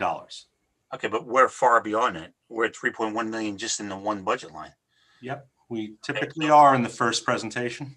Okay, so where do you envision that money coming from if we see a cut in aid, okay, and our budget's flat? And well, $16 million or 11 million, whatever the number would be, we'd have to go back to the drawing board and have some very serious discussions. But it's not uncommon for the initial rollover budget to demonstrate numbers that look like that they would be unsustainable. So The current rollover budget as it stands in its entirety is about a 3% increase. But historically, over the last 6-7 years, we come in somewhere about 1.6. So whether it's X number of retirements that we realize savings there, because if you realize the savings in the retirements, the TRS number comes down, the FICA number comes down, the Medicare number comes down. So a lot of calculations change, which is why I don't get into the nitty gritty of what the total initial draft budget is until we start to sum it up in the fourth presentation. Okay. So, and like you said, a lot of those dollar amounts, medical benefits, that's all determined by the state and handed down to us. So that number could increase, based upon what they feel is an appropriate number. Yeah, I mean, we know what the numbers are right now for 2021. So we know what the numbers are going to be for half of the school year. We project what the second half of the school year is. And we use an 8% increase as a solid, reliable number for that increase. Okay. And one last question I have, slide 18, you had a BOCES transportation cost that jumped from 400,000 to 800,000 from last year to this year. What was the change in that? Why was this such a significant increase and it actually doubled? Well, BOCES will only use that if it's something that works out well for us. A lot of the BOCES transportation will be one-off. If you're buying a seat on a bus for a child going to either a particular program or to a private and parochial school. So sometimes if I don't need the money in the BOCES category, I'll move it to the contractual transportation line or vice versa. Sometimes BOCES will have a deal on a bus where I can buy a seat for $500 a month for a particular child. Whereas if I had to pay town or we to do the run, I'd be buying the whole bus. So if it doesn't pay for us to buy the bus, we'll buy seats on a BOCES bus. Okay. Thank you. You're welcome. Mr. Kiernan? John, did you say that the COVID-related expenses is going to be listed separately on the budget? Well, in this particular section of the presentation, because I do have COVID monies in a variety of spots. So in the 1620 category, I placed a $500,000 in contingent supplies. So if you go to the budget notes, and I know unfortunately you don't have your books, you just have it in digital copy right now. In 1620, in the 5,000 series, in the supply section, you'll see a $500,000 PPE, cleaning supplies contingency. Now, if you also then go into the nursing section, which we're not up to yet, those are the 2815s. Or also, I think, Mr. Sachs, where else do we have monies? In the athletic codes? Yes. Yeah, it's placed in a variety of places throughout the budget, depending upon which department needs what supplies. Is there a way in maybe notes you could keep those figures separate? In other words, just pluck them out of those different lines so we could actually take a real good look at what COVID related expenses there are? Yeah, I mean, well, I'm hoping that in April, we're all saying that we can take those COVID-related expenses out of the draft budget and either place them in laptops or computers or something else, or if we're tight on money, then it's not an expense we need to bear. Right. Yeah, we can certainly keep them isolated. I mean, for my budgeting purposes, I need to keep them in functional accounts. I understand that. But I can isolate them easily for the board. Thank you. You're welcome. Anyone Anybody else? else? Thank you, John. I put everyone to sleep. Thank you. I'll have that up for you guys tomorrow on the website. So again, Mr. Sachs and myself, please give us a call. We'll help walk you through anything. Dr. Pelletieri, you good? Yes, thank you. Again, all that we do, right, comes down to this work we do with John and his business team. They do a fantastic job. So thank you. Thank you, everyone. We're going to flip over to page 2, letter F, approval of minutes for the January 6th and January 11th, 2021 meetings. Can I please have a motion? Motion by Jimmy, seconded by Meredith. All in favor? Aye. Opposed, motion is carried. Number 2, we are going to try something new tonight. We're going to have the visitor section in both regular parts of the agenda. I know that we have somebody waiting now and somebody after, Allison. We do have somebody that is waiting for, that will be in the second visitor section. The first person has not joined the meeting. Okay, sounds good. So then we'll skip it. Okay. The bottom of page 2, business items, consent agenda A through B. Can I please have a motion? Motion by Matthew. Seconded by Meredith. All in favor? Aye. Opposed? Motion is carried.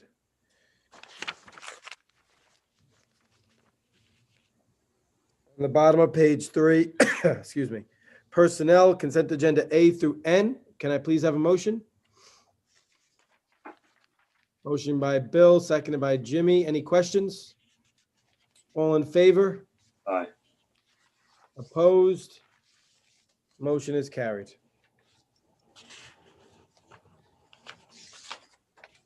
We're going to flip over to page 8. Personnel support staff, consent agenda A through F. Can I please have a motion? Motion by Rob, seconded by Matthew. Any questions? All in favor? Opposed? Motion is carried.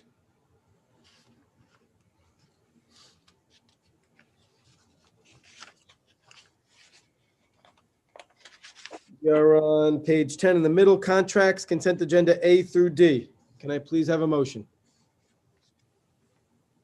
Motion by Matthew, seconded by Bill. Any questions? All in favor? Opposed? Motion is carried.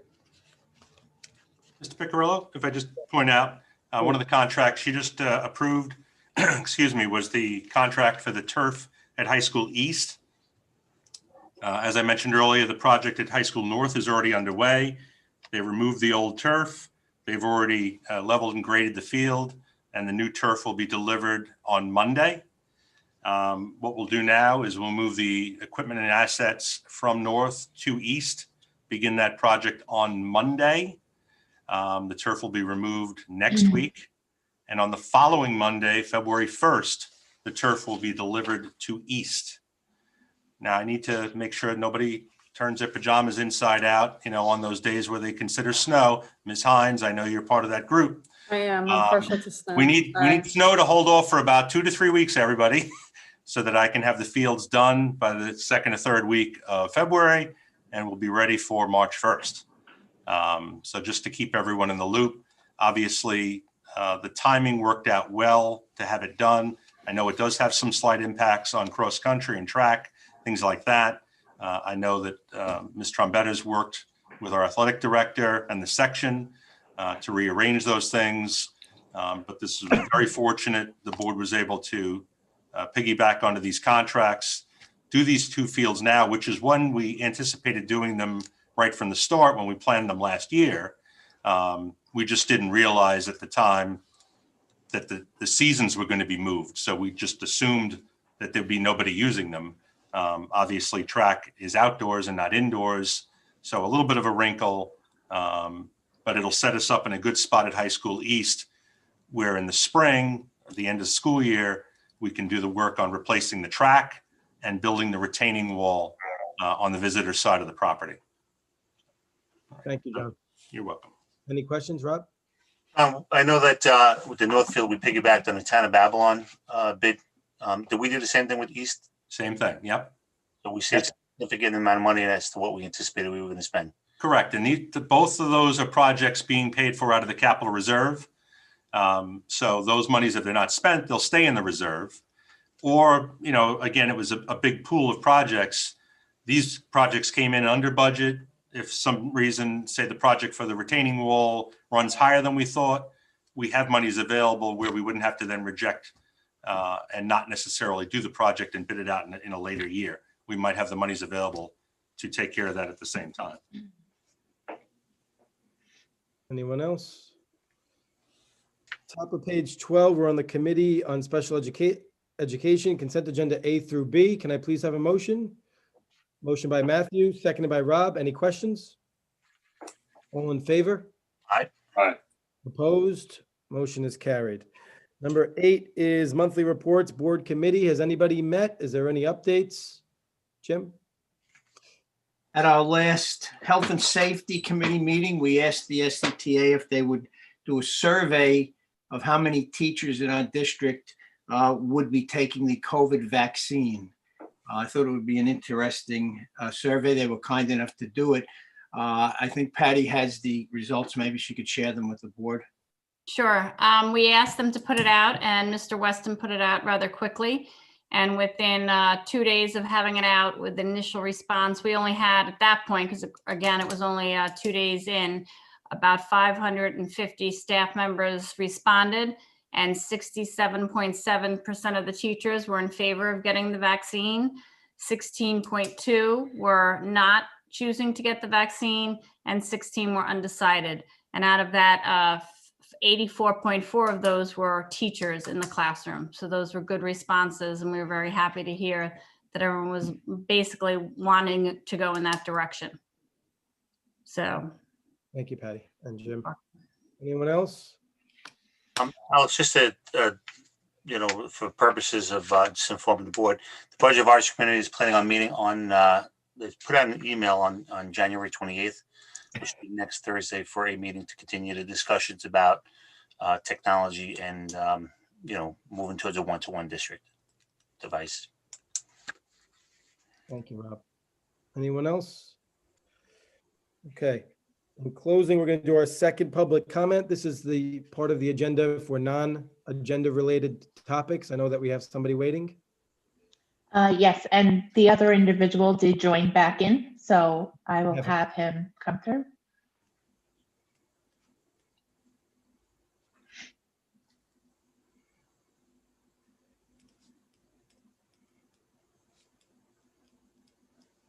Okay. Mr. Wone, welcome to our meeting. Can you hear us? Alan, can you hear us? All right. Can you hear us? He's muted. Yeah. It's all right. It's our first time doing it. This is what we expect. Alan, can you hear us? Yes, can you hear me? Yes, sir. You have 3 minutes. Go ahead. Okay, so to the Board of Ed and Dr. Pelletieri, on behalf of the Board of Directors of the Station Swim Club, I'm again writing to you again to ask for the administration and the Board of Ed to design a plan to allow us and the other community groups the ability to use school facilities in an expeditious way as possible. We have submitted numerous reopening plans to you with separate letters. We've been operating in other facilities since June without incident according to these guidelines. All these guidelines fit within New York State High School Association, Suffolk County, and Town of Brookhaven protocols, as well as USA Swimming guidelines that we operate under.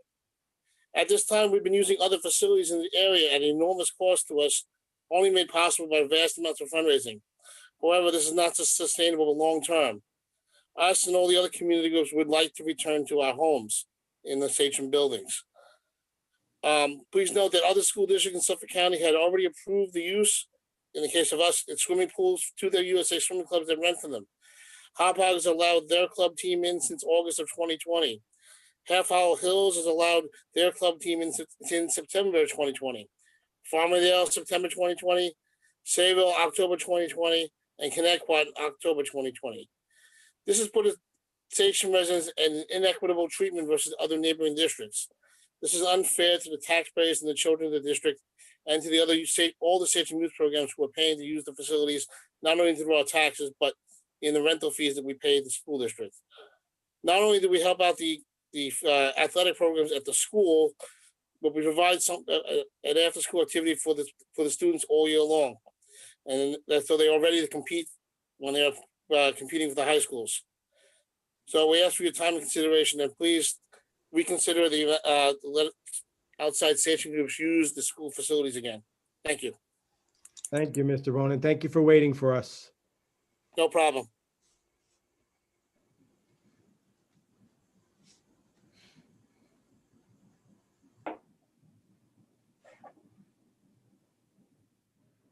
Okay, we now have another parent that wishes to speak.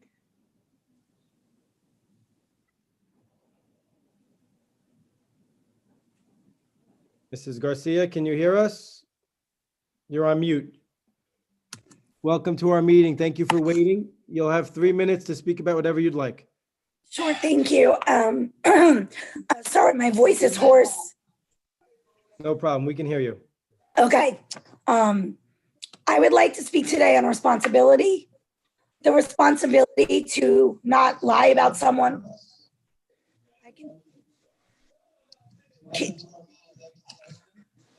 If you have your live stream going, Mrs. Garcia, you might want to mute that or pause it for a minute. You might be getting feedback from that. Oh, hold on. Hold on. Okay, I'm back in the Zoom. I'm sorry, everyone. Okay, I'd like to speak on responsibility. The responsibility to not lie about someone as high as the office of the VP of United States, having just received the job because of her Jamaican descent. Let's first say that it erases not only the Asian identity of our VP, but dismisses her years of qualified service, including being in law enforcement and being a senator. I don't know who on the board needs to hear this or be reminded, but we have Black, brown, Asian, and Indigenous students in our district. And the fact that someone on this board thinks it's okay to dash dreams of those little Black and Asian girls because of her lack of regard for anything that isn't about white people is a disturbing factor.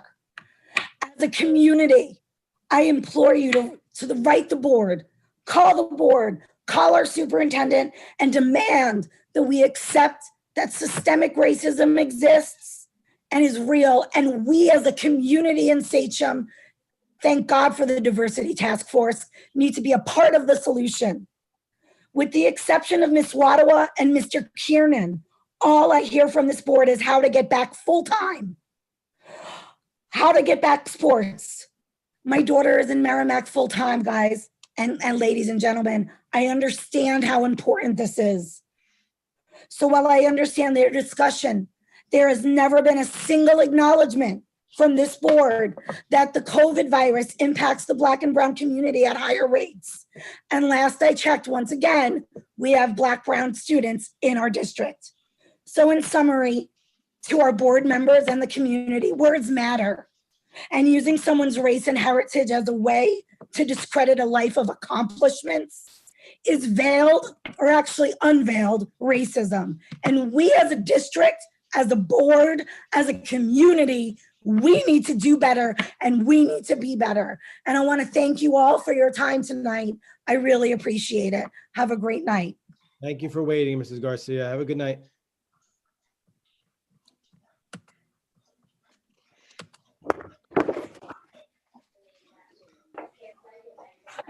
We have one board discussion item tonight, and it's actually about field and facility use. I'm not sure who wants to start it. Yep, Jimmy.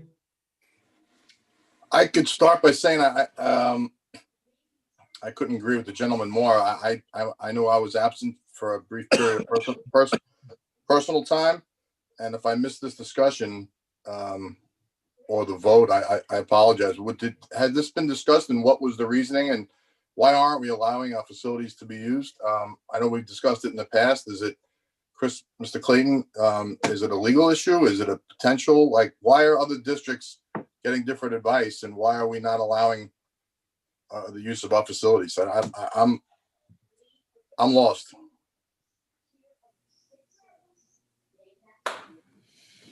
So, to the extent that there's any legal issue, that would be something, Mr. Magarusa, I'd want to talk to you about in executive session. But ultimately, there is not a legal prohibition. It's a question as to the district's ability to comply with all of the health, safety, and welfare protocols that it deems appropriate in order to, be able to make those facilities available, and to certainly, I think, deal with the encumbering of its staff. I can't speak to that as specifically, perhaps, as the superintendent or some of the assistants may, but I think that those challenges have continued to present themselves in terms of being able to, balance the issues of health safety with the, access to buildings. I think there have been challenges, and again, I won't speak for the administration, significant challenges with just, the population of students who are the primary focus and that the accommodation of outside groups, no matter how desirable that may be, and I don't think there's anybody in the conversation that I've heard ever, Mr. Mancaruso, whether you've been here or not, who has said that they don't want outside groups to be able to, return to normalcy as soon as possible. It's just always been a question, at least from the debates and the discussions that I've heard, as to whether it can be accommodated safely and within the district's ability to appropriately clean afterwards, to deploy staff to do what needs to be done, to address those issues. So I again, to the extent that there were legal issues we had to deal with, I would certainly advise those, I'm sorry, because I'm just looking for clarification as to why we're not. If other districts have followed, is it a size issue, or you're talking about cleaning? Again, I don't mean to keep putting this back on you, but why? You said external groups. Why wouldn't we at least return to internal groups? Or are we talking about internal, external facilities, in gyms, or are we talking about fields? Why do we see youth groups of every other or majority of other districts running around on fields, and as this gentleman mentioned, swim clubs being like, what are we not able to do at Sachem? There's not hundreds of kids in a pool because we're Sachem and we're big, as opposed to Hauppauge. Like, there's something amiss here, and I don't understand why we're not finding a way to get it done, as opposed to finding another excuse to say it seems very difficult to do. And if I missed this discussion, or if I missed the opposite side of the argument, I'm willing to listen to it, because it seems like there's nothing that should hold us up tonight to get this move. Let's move on. We talk about mental health and these kids needing a place to play or participate in things. I don't care if the band needs the gym, if the science club is using it. It's not just about a sport issue. This is just about the swim club. He mentioned the swim club, but what is holding this up? And Chris is saying if it's the things that he mentioned, why aren't we on the phone why aren't we talking about what needs to be done in between these nights, cleaning, what costs can be incurred by the club if there were. Can we have this discussion right now? What am I missing? Yeah, this is the discussion right now. Who's all right? So who's on the other side? I just give me the other argument. What are we missing, Bill? As I recall, and somebody can correct me if I'm wrong, I thought a big part of the problem that we had discussed when Jim was out for a little while was that there was a concern that we would be held liable for contact tracing for outside events, which would put a heavy burden on our staff if something potentially went wrong. And we were having some difficulties already in terms of staffing for contact tracing. Is that correct, or am I remembering this incorrectly? I think you're remembering that correctly. There was also concern around liability for if there were cases, transmission during events, the use of our fields, and there was concern around that. And I recall there was a vote of the board, and it voted down using the fields or offering the fields and facilities to the community at that time. This was back a ways, a few months back. So it is illegal. So we're right back to where we started. And I'm sorry, Alex, but please. So this contract tracing potential legal issues, we were. Chris, Jim, I just want to make it clear.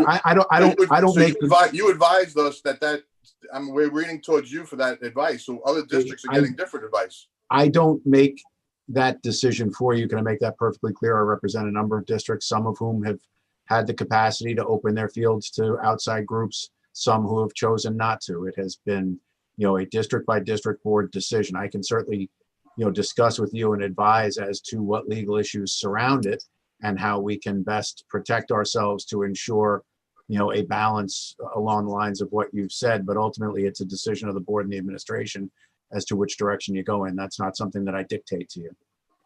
No, and I know, Rob, you want to say something, but I think it's very frustrating in a time of mental, the ability for us to allow our children, our taxpayers, to drive through different communities and try to get them to understand why Sachem is viewing it differently, and watching these other kids in other districts allowing their kids to play on fields and their clubs to allow it, and not feel that there's a hindrance. There's something I'm amiss here, and I was just looking for clarification as to why these why I get this question all the time. It's not just about the swim club.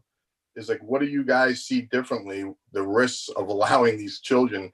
My son and daughter have played field, lacrosse and soccer, and it's just Sachem is not allowing it. It's just something I'm missing. Rob, I'm sorry. Yeah, I asked this conversation because there's not a week that goes by where somebody doesn't stop me and say, what's going on with the fields? Why can't our kids use the fields? And it is problematic because, listen, the fact of the matter is that the school district is really owned by the residents, and the residents have children, okay, who want to enjoy those fields. Is really what it comes down to. We spent numerous hours talking about social, emotional, well-being of our students and educating the whole child. The soccer fields, the baseball fields, the football fields, the swimming pools are really, an extension of the classroom. What students learn, okay, from coaches and from being around peers, is so valuable. Like I said, it's really an extension of the classroom. I don't really have an answer for them. I mean, my child's involved in sports. I've been to outdoor tournaments. I've been to indoor tournaments. Shirley plays one sport. She's a soccer player. But the steps and the guidelines that are set forth by these organizations, they've left no stone unturned. Right now, she's doing indoor soccer tournaments, okay, where it's confined space. And they limit the events to one parent. You have to wear a mask. If the mask even comes down below your nose, the referee stops the game and comes over to you and tells you to pull it up. I've been to ski resorts where there's, thousands of people, skiing. And if that mask comes below your face and certain precautions are not being withheld, it's shut down. And there's no reason that we as a district can't control or can't monitor. Now, to Bill's point, yeah, there was a discussion about who would be responsible for contract tracing. I know that my daughter plays in Smithtown. The soccer organization is responsible for contact tracing. Should a child, okay, come down with COVID and be exposed to another, a member of the team, that governing body is responsible for reporting the information to the Department of Health. And I can't see why we can't pass that on to those governing bodies, whether it's the soccer organization, the lacrosse organization, or the swim club. Somebody, one or two, or even, more than that could be allocated for contract tracing. But the fact of the matter is, people are becoming impatient. We just had a whole discussion about budget, and we went out with a 1.87% tax levy last year. But Town of Islip saw a $1,000 increase in their taxes. Okay, and people are getting frustrated when they're being told no, they can't use a classroom for a Boy Scout meeting, or they can't use a pool for for a swim practice. Our kids are traveling into Nassau County at 7, 8 o'clock at night to practice swimming, okay, and then expected to be up early to go to school the next day. And we have 2 swimming pools that are just now starting to be used. There's no reason why we can't put protocol in place and allow these groups to come back. So our children, it's really for our children, could benefit from being around their peers and participating in the things that gives them a little bit more normalcy in their life. And I'm really asking this board to really reconsider this, not tomorrow, but let's set a date. Let's say, by March 1st, we're going to open up some of our fields. Maybe we can do it gradually. We'll open up some of our fields and we could do a test run. And so, by March 1st, we're going to allow X number of, players onto the fields. We're going to limit it. By, March 15th, we're going to allow a few more. By, April 1st, we're going to allow X number. And allow it to happen gradually, similar to how we're returning kids to school. I implore this board to really put our heads together and allow our residents, our children of our residents and our taxpayers to be able to participate in used facilities that their tax money goes to. So if I could jump in, oh, go ahead. Sorry. Just to piggyback on that, I do recall that conversation. I think we had several of them.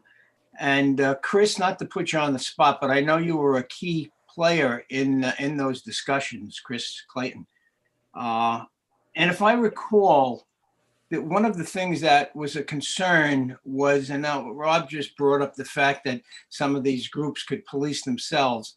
But I remember one of the conversations that we had, what was the school's overall responsibility for that? In other words, the COVID restrictions on crowd size, et cetera, and masks would still be in play. Is it possible that these outside groups could police themselves and be totally responsible for those actions without any liability to the school district? So the guidance documents, unfortunately, like many of the things we've dealt with in the COVID environment, don't clearly state, how you may delegate that authority, but it does impute to the school districts the ultimate responsibility to ensure that compliance is being done. I mean, it would be certainly inaccurate to say that other places haven't figured out a way or accepted risk associated with that decision making. That choice is evident, as some of the other board members have indicated, by driving past some of the fields and seeing activity, whether it's through municipal community groups, other school district community groups, or however it may be getting conducted. But we still do bear the ultimate responsibility to ensure compliance. And can that be implemented in a way that, by way of example, a use of facilities document that imputes to the districts, the outside groups, the responsibility to do it, and some kind of verification process, and certainly a punishment by revocation of permit and access if there's a failure that we find out. Sure, I mean, all of those things are things that the board, as you have suggested, can discuss and consider, but it ultimately boils down to acceptance of risk and acceptance of responsibility and allocation of resources. And that's why I think that you've seen some difference between districts in terms of their decision making. Some have made the determination that under certain circumstances, it's a risk they're willing to assume and an allocation of resources that they have the capacity to allocate. Others have said, we aspire to it, but not yet. There isn't, a uniform and unanimous approach to it. I certainly would help to guide you through whatever process it is that you as a board choose to pursue in your collective wisdom. I'm not saying that it is illegal for you to do it, but when we discussed the pros, the cons, the obligations, the responsibilities, and the potential liabilities in the past conversations, the decision of the board was to not pursue that. If your decision is to, establish an aspirational plan going forward to try and make it happen and to change that decision, well within your rights. The circumstances change, your decision-making can change along with it. Chris, you represent some districts that do have these fields open? Some who do and some who do not. Yes, Jim. Are you at liberty to tell us whether it's the willingness to accept the risk or that they have some kind of contract or a deal that gets the district out from under any liability? Well, it's combinations. There is no golden bullet to get anybody out from under liability. As you all know from dealing with the matters that we discuss in exec session, anybody can sue you for anything. Municipal entities like school districts, are targets for litigation and magnets for litigation based on activity. So I'm not suggesting to you that the fear of litigation is the thing that, keeps us from doing what we think is right for children. On the other hand, every assessment of risk is something that, requires your thought and your consideration of all the individual factors that apply. Certainly, if it is the decision of the board to, try to work towards a reopening plan, which I know has been very much a priority for the board. I haven't heard any person on this board in any part of any discussion who isn't concerned about the health and welfare of the children, both psychological and physical, and the understanding that, the return to normalcy is something that we all agree is an important component of what we aspire to. But, your ability to do it may differ from other people's ability to do it. That said, we've drafted documents that, impute the kinds of responsibilities, obligations, and restrictions upon outside groups when and if the decision is made by the board to try and open up safely. We would certainly want to require a robust compliance by the outside groups in terms of their responsibility to abide by CDC guidelines, abide by all published and current health guidelines, and certainly have within your authority the ability to, revoke the privileges of any group who doesn't live up to your standards and expectations. Certainly, we would continue to have a dialogue with our insurer, NICER, to make sure that there isn't some uninsured risk associated with that, and we'd want to make sure that we get some kind of confirmation of coverage and those kinds of things. And again, those were components of our discussion in the past and can continue to be components of our discussion going forward. Now, I want to make it clear to you that as your lawyer, I am not here, to tell you no and tell you you can't do things unless I thought you were doing something that was patently illegal and something that was going to violate your oath. But on the other hand, I do, as you charge me to, help you to assess risks and make a decision. And the last time this matter was put to, a vote of the board, the decision was under those circumstances that you were going to refrain from engaging in that process immediately. Whether you choose to do something different on a going forward basis, or even as Rob has suggested, not make a decision right now, but start to charge the administration, council, and everybody else with drafting a reopening plan to present to you for consideration. Those are things that can be done for sure. That was, and I'll finish up with this. That was what my suggestion was going to be to Chris Pelletieri, is to, if you wouldn't mind, to reach out to some of these districts that have opened their fields up and get some information and maybe come back to the board with an actual plan, a reopening plan based on how these other districts are doing it and what are the risk factors involved. And maybe the board can consider that some of these risks are worth it when they balance out the risk versus, the opposite problem of the kids not playing, and we can move in that direction. Yeah, that was going to be my suggestion, Jim, that we work with Chris Clayton actually to see if we can't come up with some agreements that are really protect the district as much as possible, and then be able to move forward in that regard. There are also obviously going to be issues around security, custodial staff, making sure you have staff available. You're going to lengthen school days now, weekends, and making sure that we have staff available for appropriate cleaning, for appropriate safeguards in the building. So once you make that decision, it impacts the school's budget as well. And we may want to consider, in terms of the use of the facilities, working with these groups to absorb some of those costs of hiring additional staff when we do have them in the buildings or in the using the facilities. Something to consider as well. If I may just end it with that the swimming club thing. Does the swimming club, is there a unique problem with that as far as COVID restrictions go, because they're using the locker rooms, etc.? Like, is that kind of different than, say, a soccer, using a field for soccer or for softball or something, when you have kids in the pool and obviously have to use the locker room and the facilities in there? Is that kind of a unique situation? I don't think they'd be using the locker room, but maybe Chris Pelletieri. Right now, I don't think, Patty could probably tell us too. I don't think anybody's using the locker room, any sport that's going right now. Would that have an impact on the swimming club at all? Does the swim club have to use the locker room? That's my question. I don't know. I'm asking anybody. Yeah, Jim, to answer your question, some of the directors on the swim club have reached out to me, and their intention is not to use the locker rooms. They would want to use an outside direct entrance into the pool, so they're not trekking through the school. The only thing, obviously, that they would have to use is that they would have to use a restroom should a child need to use the bathroom.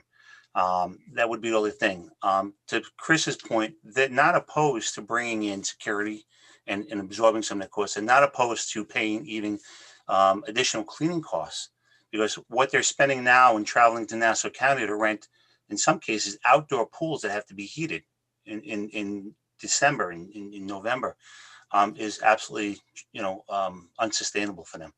So they're not opposed to paying additional staff to come in and clean that restroom after they're done using it. They're not opposed to they don't want to use locker rooms, and to one other point I want to make is that, in looking at some of their re-entry plans for these sports, a lot of the insurance carriers that they're using actually have COVID-19 language that is now covered under their municipal plan.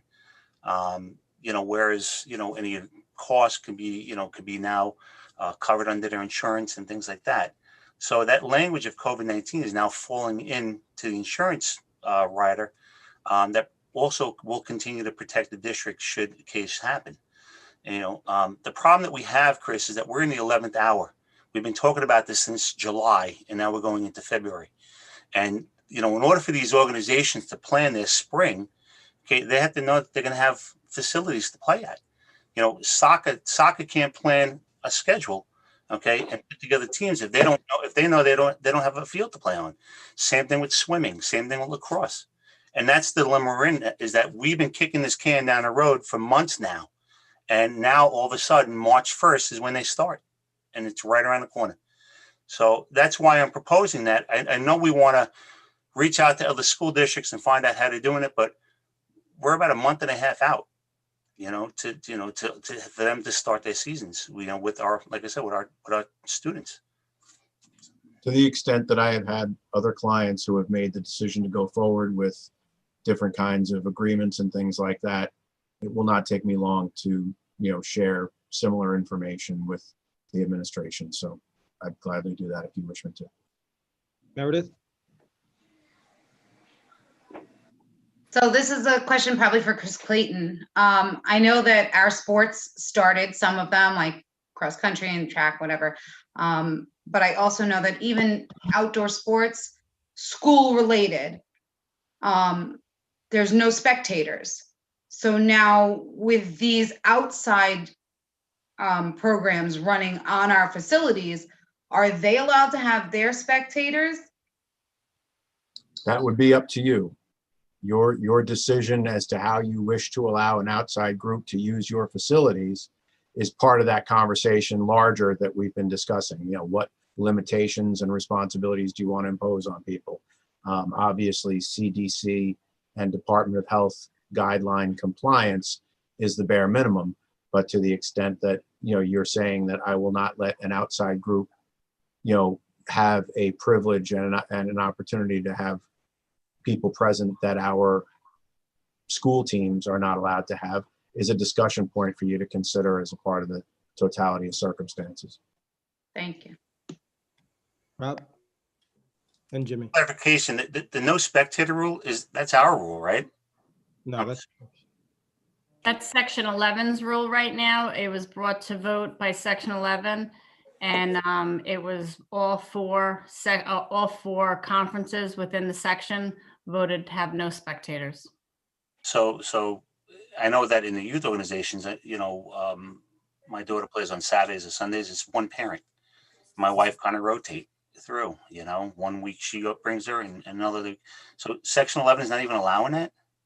It was bought, I believe, from what my understanding, I was not at that vote, Rob, but at the athletic council this morning, that was brought up as well, that it was brought to vote, and I'm not sure, but all four conferences within the section, that could change along the way, but right now that's the way it is. I think the most important thing they were focusing on is getting the sports up and running, and then to take a further look at it later.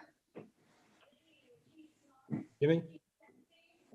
I guess we can keep talking about this, Alex. Can I make a motion to again, I think to Rob's point, we could just keep kicking this can down the road, and we're not talking about COVID and vaccines making this conversation is not going to change for probably another year, right? We're optimistic, the spring, the summer. Are we not allowing, these are our youth. This is the youth of Sachem, right? That we're talking about, right? And can I make a motion to have I don't want to have another discussion. I want to have a clear, definitive answer from Chris as to what he's advising the board as to, and the risk appetite is, I think the assessment of risk, Chris, when you use that word, it seems the language kind of makes some of the board members weary of no one wants to put the district at risk, but taxpayers, board members, people want to know how other districts can possibly be getting some kind of confident language in a written to Jimmy, I've drafted the agreements for other districts to open their I know, schools. but- I'm not but- telling you you can't, but you have I to know that, but decide. The board considered all the factors in a previous started the discussion and said that they conversation didn't by want to do it. If they want to reconsider that decision, they can reconsider it. No, And I'll that's draft what I you whatever started- you need to make you the most protected district that I can possibly make you, as I have done for started- every other client who's made the decision to open. So what he needs is our It is approval. not my decision. Wait, but can I? All right, when everybody's done, I'll talk. I'll raise my hand. Yeah, Jim, it's your turn. I started the conversation by asking if this was a legal issue based upon advice that we had gotten from Chris, and Chris said no. But everyone is hiding behind the assessment of risk that you keep talking about. Look, I don't want to say that there weren't legal issues raised. So everyone's going to say were. no. I've raised legal issues that you need to be concerned about, but again, they're not ones that create a prohibition. They just create a question as to whether the board is willing to deal with them or not. I think multiple other districts have found language, have found ways to write. Obviously, you're part of those. I'm part of that in some places. That we would like to see sooner than later. So the people that we have to see day in and day out and want to know why that taxpayer money is still making, it's obvious that there's something amiss here. And to me, it's because the assessment of risk is being taken out of context, and we're not putting that assumption of risk on the clubs themselves. And then we talk about the cost, and then we can keep kicking the can down the road, but that's what taxpayers want. I don't want to talk about who lives in what district, but we live here. So we need to figure out a way to write the language sooner than later. And if we want to vote on it, we'll figure out who wants to take the assumption of risk that we keep talking about. Not the mental health that we talk about all the time, right? Let's keep the kids locked up when they drive by other districts and they see those kids playing on field and they say, Mom, Dad, why can't those kids play? Can we join the Connect Watch youth program this year? Rob? I mean, Chris, Chris Pelletieri, is it fair that giving you enough time for, say, a March 1st start, okay, gives you enough time to research it and look into it and then come back to the board? That if a motion was made tonight to return kids back to our fields and our swimming pools, effective a preliminary date of March 1st, at that point, you have about a month and a half to get back to the board as to whether or not that's a feasible thing. But at least those organizations could start planning, putting things together, at least coming up with tentative schedules and things like that. Does that give you enough time to come back to the board, with a recommendation as to whether or not it's feasible, not feasible, your recommendation as to, whether or not you think it's a good idea, so on and so forth? I will begin the conversation with Chris Clayton tomorrow, maybe even tonight, and start to take a look at what districts are doing and the language in their agreements. And I'll work with John O'Keefe and our security and we'll work with everyone that we need to work with in order to start to get this underway without a doubt. I know we took a vote to return the CoLab students back to Sachem probably a month and a half out before they started. And that gave us that target. We were able to get that done. Chris, are we legally allowed to take a motion right now? Yeah, Chris Clayton, to take a motion right now for preliminary start date of March 1st or March 15th or whatever the case is? So I think that the prudent thing to do is exactly what you suggested at the outset. Charge administration either through a vote right now or just a directive of the board based upon the public conversation to gather all of the information as to what a reopening plan could look like, inclusive of all of the restrictions and encumbrances and the potential costs, the risks, whatever it is, and put that before you between now and then. And if you're, wishing to send a message to outside groups that, look, to the extent you need to plan, we are making an attempt to make this happen. We can't guarantee you that will be the decision of the board. We can't guarantee you that it's going to be ultimately approved. It's subject to all of the work that we're looking to do to analyze and assess where we stand and what the situation is. But if you want to start making your preliminary plans and also provide to us outside groups all of your internal plans to give us confidence that you have the capacity to do the things that we're going to expect of you. So on a parallel track, you should all start doing that to the extent you haven't already, so that we have what we need from you to assure us that you have the capacity to do what's expected of you and what's needed of you to do this safely. All of those things can be done on parallel tracks. And I don't want, anyone to suggest that I would, throw a legal roadblock up to you to doing something, but it is my job also to provide you information about what the risks are associated with everything, and I've done so, I hope, in a straightforward and unbiased manner. All right, so Alex, I'll make a motion, okay, to ask the board to direct administration to come up with a plan for a March 1st start, okay, for our youth organizations to use the outdoor fields, okay, as well as the swimming pool. Seconded by Jimmy. I'll second. Clarification. You had your hand Hold up. on, Chris has a question. That discussion. Yeah, I just wanted to get clarification. We're just talking about outdoor fields and the pools, not gyms, not other spaces right now. And are we talking about 7 days a week? Let me ask you a question, because I don't even know. I know that basketball is not a cleared sport for the state for high school sports. Is it cleared for youth organizations? Does anybody know that? So if we were to say SIAG, you could play. Are they allowed to play, or they're on hold just as well as everybody else? Are any of the high-risk sports allowed to play at the youth level? No. Mm-mm. Okay, maybe we could find that out as well, just a definite answer. Jim? Yeah, I just on the motion. So you have a motion and a second. I'm just a little confused. Is the motion to direct Chris Pelletieri to come up with a plan with all of the bells and whistles in it, liability factors and everything else in it, to open the fields on March 1st? Is that the motion? Yes. Yeah. Okay, and then so he comes back to us with that plan. At that time, the board will take a vote on whether we're going to move forward with it or not. Well, I would not want to wait a month and a half to get. No, as soon as possible. Well, I would say But maybe. I mean, we're not voting to just do this. Yeah, we're voting to direct him to come up with a plan to safely work with the youth organizations, review their plans, and come up with a tentative date of March 1st for clubs, in-house clubs. When I say, Sachem majority clubs. And in that, just so we're very clear, in that plan that Dr. Pelletieri comes up with, he's also, I'm going to ask him, also a recommendation from him as well within that plan, correct? Yeah, that would have to be before that date. Yeah. Yeah, everything should be before that date, but I just want to make sure that I don't want anybody that's listening out there said, oh, they're going to open the fields on March 1st. We're all good to go. It sounds to me, I'm sorry, it sounds to me like by voting on something like that, we are implying that we are going to open up on March 1st. That's the problem that I would have with that. I think it seems like we don't require any board action whatsoever to direct them to come up with a plan. You don't need a vote for that. Well, You guys are talking the same time. I think I understand where you're coming from, Bill, and you really don't need a motion, but they put a motion on the floor, so we can vote on it. It's the same thing as if you directed them where you made a motion to direct them. It's really the same thing. If we direct them to open the fields by March 1st, though, it sounds to me like you're saying we're opening the fields by March 1st. Put a plan together to do. There really finding out what's going on. There shouldn't be an issue when other districts are doing it, and we can just take what they're using and make it ours and make it safe. Look, when's our next meeting? The first one. Go ahead, Bill. February 10th. When is our next meeting?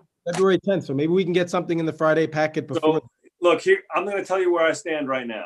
I'd be perfectly willing to open the fields. I think we're long past due. I'd open the schools, as you know, tomorrow.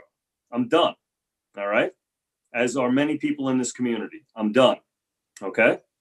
So what I really need to know is what the other school districts have done, what their contract looks like. Chris, if you could provide me personally with a copy of that and every other board member, I'd like to see what their contracts look like. If I feel comfortable with it, I'll open the fields on February 10th.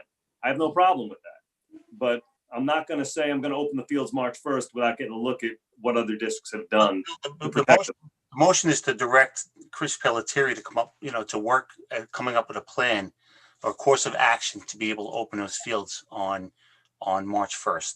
I'll go pick a date, March 15th. Okay. There's no guarantee they're going to open up. We're still going to have feedback that's going to come back from the administrative office with feedback from Mr. Clayton okay, at an earlier date as to whether or not some of the hurdles that we might be looking at as to feasibility. We did the same thing when we brought back the collab students 5 days a week. We made a motion to direct them to bring them back by a certain date. He came up with a plan, he presented it, okay, and we were able to bring those students back. The difference here is that, we're talking about youth sports, outdoor and the use of the pool from our swim club.